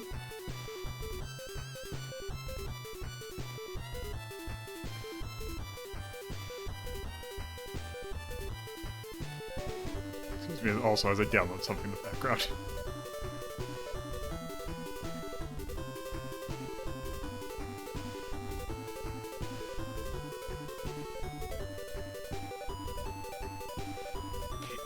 Yeah, I forgot which Kirby it is, but it's definitely a Kirby.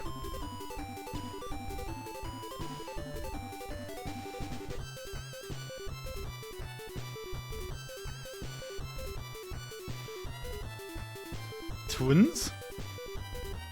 I was gonna ask you what that was. I have no idea what that is.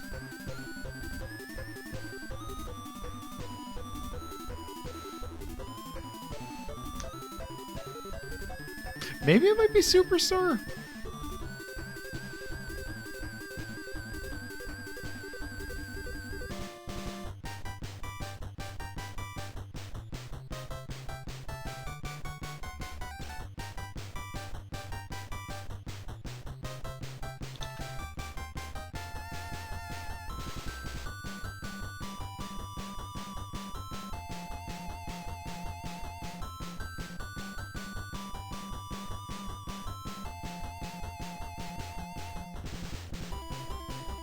Yeah, that labyrinth took 25 minutes almost.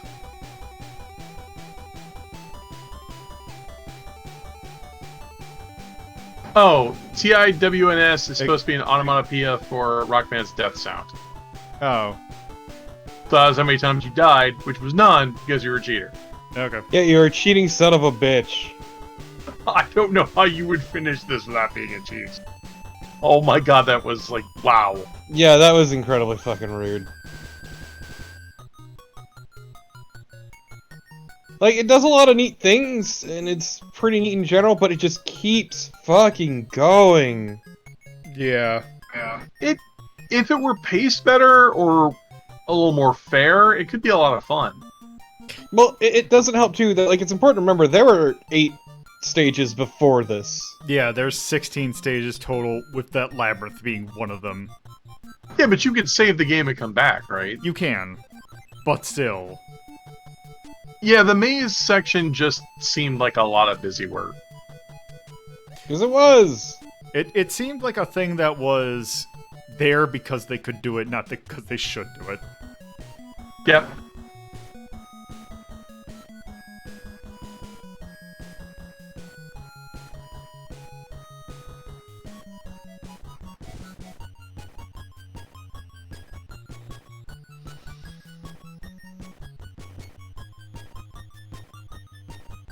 Yeah, if you spaced it out, it would probably be a lot less obnoxious, but still.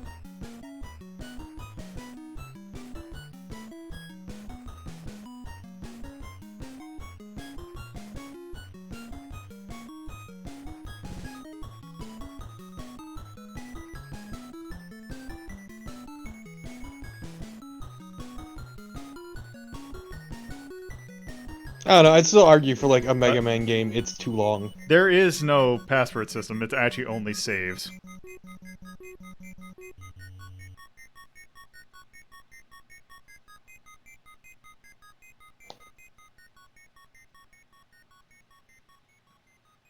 You know, I think... I guess, I don't know, in my opinion, just because you can save doesn't excuse the length. Yeah, it just... Yeah. No.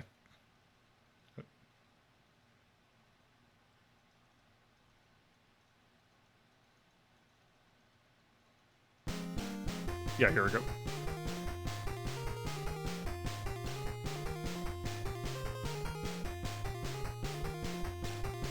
Oh man, you didn't get everything. Yeah, there was a few things I missed. I believe one of the bonus points is not recycling anyone.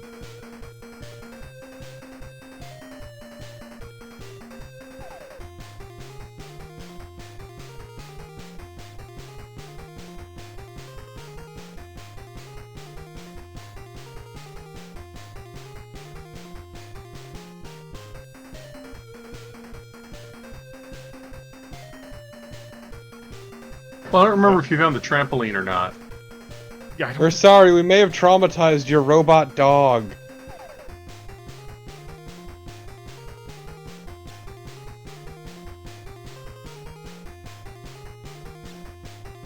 God, even the ending just keeps going.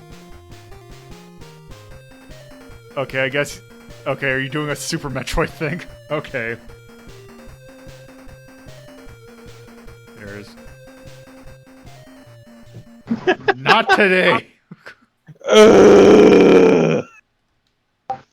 I think what that is referring to is... Because I believe you go here... Yeah, you get special mode No, now. we fucking don't! We do not! Leave! I'll... Oh... Guess that's just like machine translation. It's the Japanese it's the Japanese developers trying to make it in English. Also, by the way, that was with half damage. Jesus Christ. Yeah. Wait, is there a thing where if I just stood still? Okay. I guess that's just... Okay. Huh. I wonder if these are even in the game yet. But yeah. I mean, it is a Mega Man ROM hack. They're made for people who have played through Mega Man and people who are super into Mega Man. Yeah. So it's not surprising. Alright. I'm not gonna say if it's good or not. I'm just saying it's to be expected. Yeah. Okay, so that does that does a lot of neat stuff, but yeah, that just kind of goes on for a while. Where do we put Mega Man 4?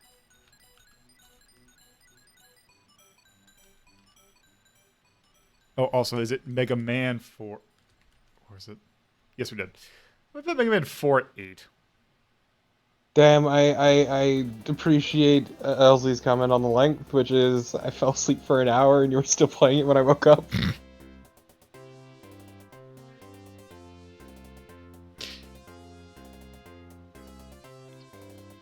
Yeah. I do wish that there was a mode that was even, like, I wish there was a mode that was a lot easier. It also, once again, suffers from severe... I don't know, I usually just call it ending fatigue, where you just keep thinking the game is gonna end, but it just goes. Yeah. And it goes. You think it's gonna end again, and then it goes. Yeah. Because you just get into, like, the mood for, like, okay, I'm almost done with this, and then it just doesn't end. It also feels like it's building up to something, and then there's no payoff, and it keeps going. Yeah.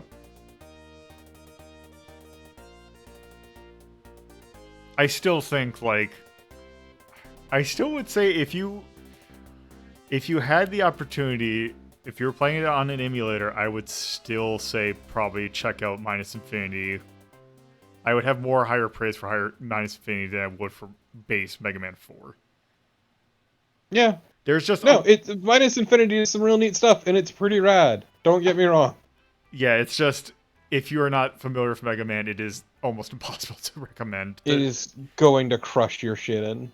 But it is just such a technical marvel that I can't, like, almost just, like, watching, like, even if you're cheating, just watching, like, all the things you can do is just fascinating. It's like, this shouldn't exist. I feel like comparing that argument to Kaizo Mario is being super unfair. Because Kaizo Mario is a dick as a joke on purpose. It is. I mean, coming from my outsider perspective, it was like that looked like it could have been a very fun and impressive game if it wasn't so harsh and long. Yeah. Yeah. It's very much a case of like preaching to the converted. Is part of its issue. It's made by people who are good at Mega Man. Yeah. And so that always tends to skew your perspective to begin with. Yeah. It's like the allegory that I have is if you're into rhythm games, and especially if you play something that has custom like songs in it, what will usually happen is that no one makes custom like they don't make custom like I'm thinking step patterns, but stuff like they don't make patterns for easy usually. You will almost like 80% of them will have just expert. Because those are the people that are dedicated enough to like actually enjoy it at that level. To go and like get a custom like thing like that are the people who are playing enough to want more content. Yeah. Which I think this is a kind of a case of that where you don't really get a whole lot of custom ROM hacks that are easy, because it is usually if you're dedicated enough to go in and like figure out how to hack a ROM like that, you're likely actually just also at that level where you can figure out how to work an emulator. Right. I mean, I'm not disputing any of that. I just wonder how that affects the rating difficulty for the sake of difficulty. Because that's the thing. It's like I don't know if I could like. Because the thing is, like, the difficulty, like, I've played a few ROM hacks, and I can tell that the difficulty, while hard, it is mostly fair. Like, it is fairer than a lot of other, like... Right, but my issue here is, this is a listing of games. So, yes, it might be easier than your average ROM hack, but how does it stack up as a game? That is true. And in that case... I did appreciate the difficulty thing. So, the numerical change that you can do. Like, yeah. 0.5, 1, 1.5. Yeah, so you would probably rate this a little bit higher than Mega Man 4, because I realize Mega Man 4, most people aren't very impressed by it, right? It's generally... It's not usually... If, like, people who usually rank Mega Mans, they usually put them in the bottom half. But it's more due to blandness than anything else. Yeah, it's no 6, but also... Yeah, 6 is usually almost universally in the bottom 3, I think. 6 and so 7. you would say that. So you would say you liked this ROM hack more than Mega Man 4. I think if I were to play, if you had a choice of either one that I could toy around with. Now that being said, if I were playing on an actual NES, I would pick 4 in a heartbeat because I could actually beat it. But if I were playing it, which considering now. If you're going to play that, you're usually playing it on an emulator.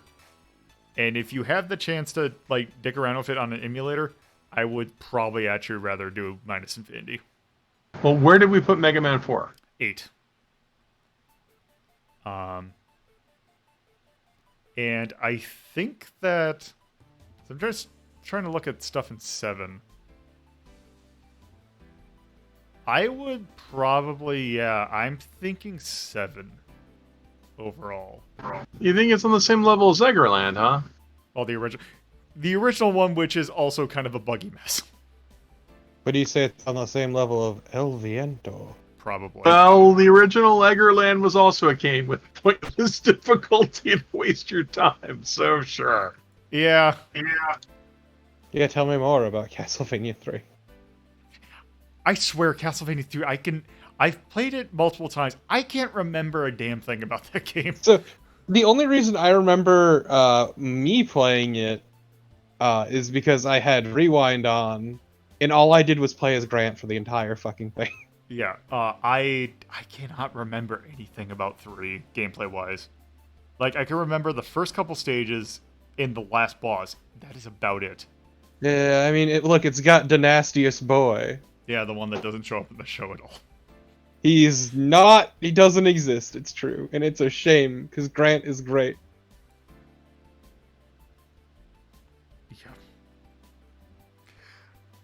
Yeah, I'm thinking 7. Let's do 7. Sounds fun to me. Okay. Watching Lolo do that Eggerland play is one of the funniest things I've ever seen. It was great when accidentally I would have soft locked the game. It would have forced a restart that I never would have seen when I played it on an actual cartridge or disc.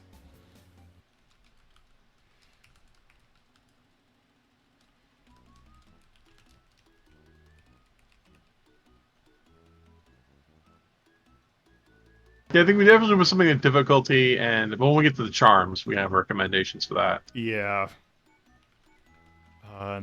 Technically the newest version came out in 2016. I guess that's Pure Sabe. It was like Purasabe. I don't know what that means though. It's just the guy's name or his handle. Okay, NES action game. I think we use anime for that. Okay. Well, technically the music's all recycled from other stuff. Even though it's good. So is the art. I'd have to... Yeah, it's true. They do steal sprites like a champ. I mean, they had in the credits, thank you for ripping the people who ripped the sprites out of the Game Boy games. Yeah. Yeah. Yeah, I guess technically it would be recycled then. Ah. Difficulty... Definitely. It's a real son of Do you a want bitch. to... Oh, yeah, okay. So that is It's I screaming... think for what it pulls off from a technical perspective. I would probably put Charm, maybe. Like, maybe even putting, like, the... Like, don't it die? I think I have a Charm entry for that. Because it does some real fucking ridiculous shit with that hardware. I might actually... What I think I might do is, let's see, what emojis do we have to choose from? Oh, I would probably use the mortarboard for, like, very clever tech. I was thinking... Yeah, because I was thinking either the mortarboard or the computer. That does not look good. What about... How does the keyboard look? That also looks bad. Let's see, mortarboard.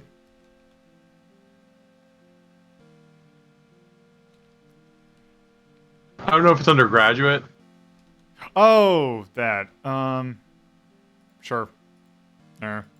One other thing I do want to put in Yay is made of abundant. Oops, wrong one. Is made of abundant love. I would definitely add Pepper because it's way too long.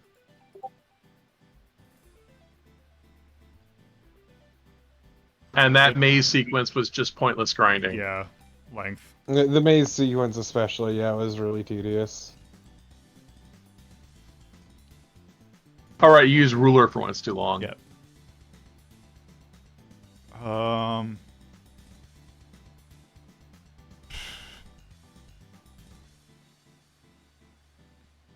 I think that's about fair. You know, actually, I don't even know if... What I think I might do for that is... I think this is what's in... I think that is a better symbol, because this is, like, brutally difficult. And yeah, I think... Yeah, this isn't Dark Souls difficult. This is Mastered Mega Man difficult. Yeah, see, this is, like, Dark Souls you could learn through. This is just... It just punches you in the face constantly. I can beat Dark Souls. I don't think I can beat Rockman. Punches you in the face, and you just look at it and say, "Give me more."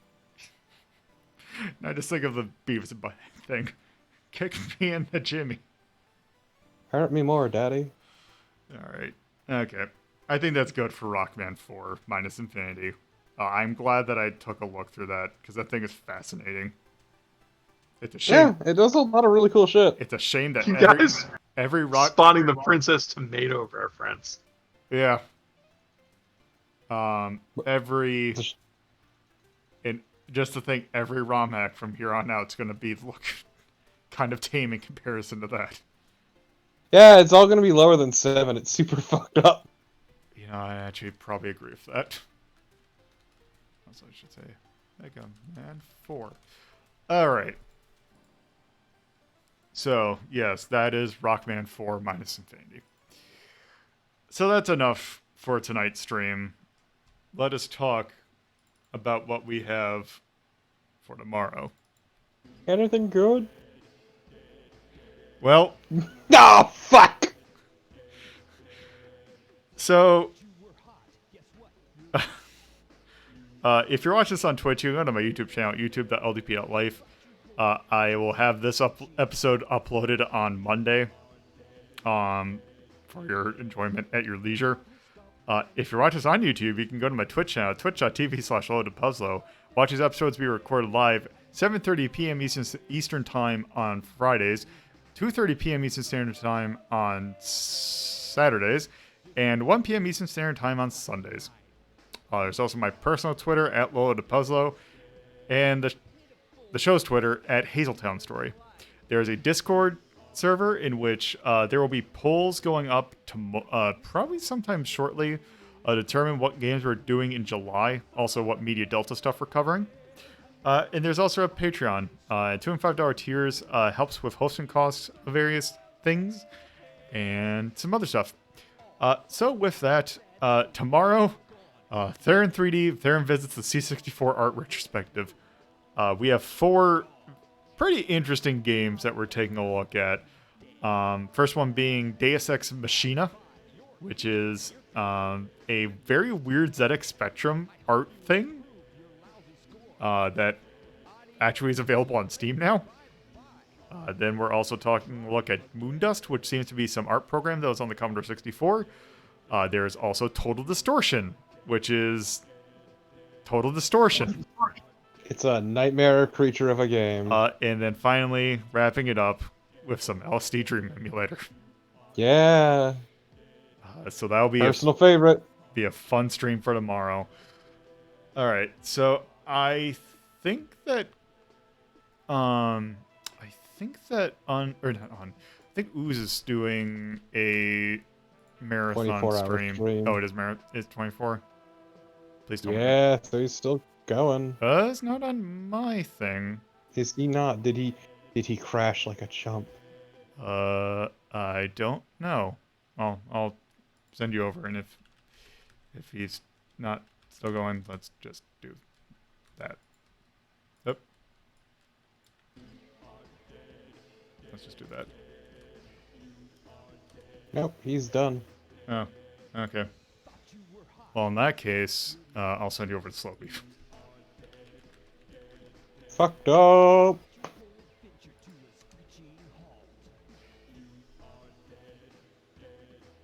All right. Well, have a good night.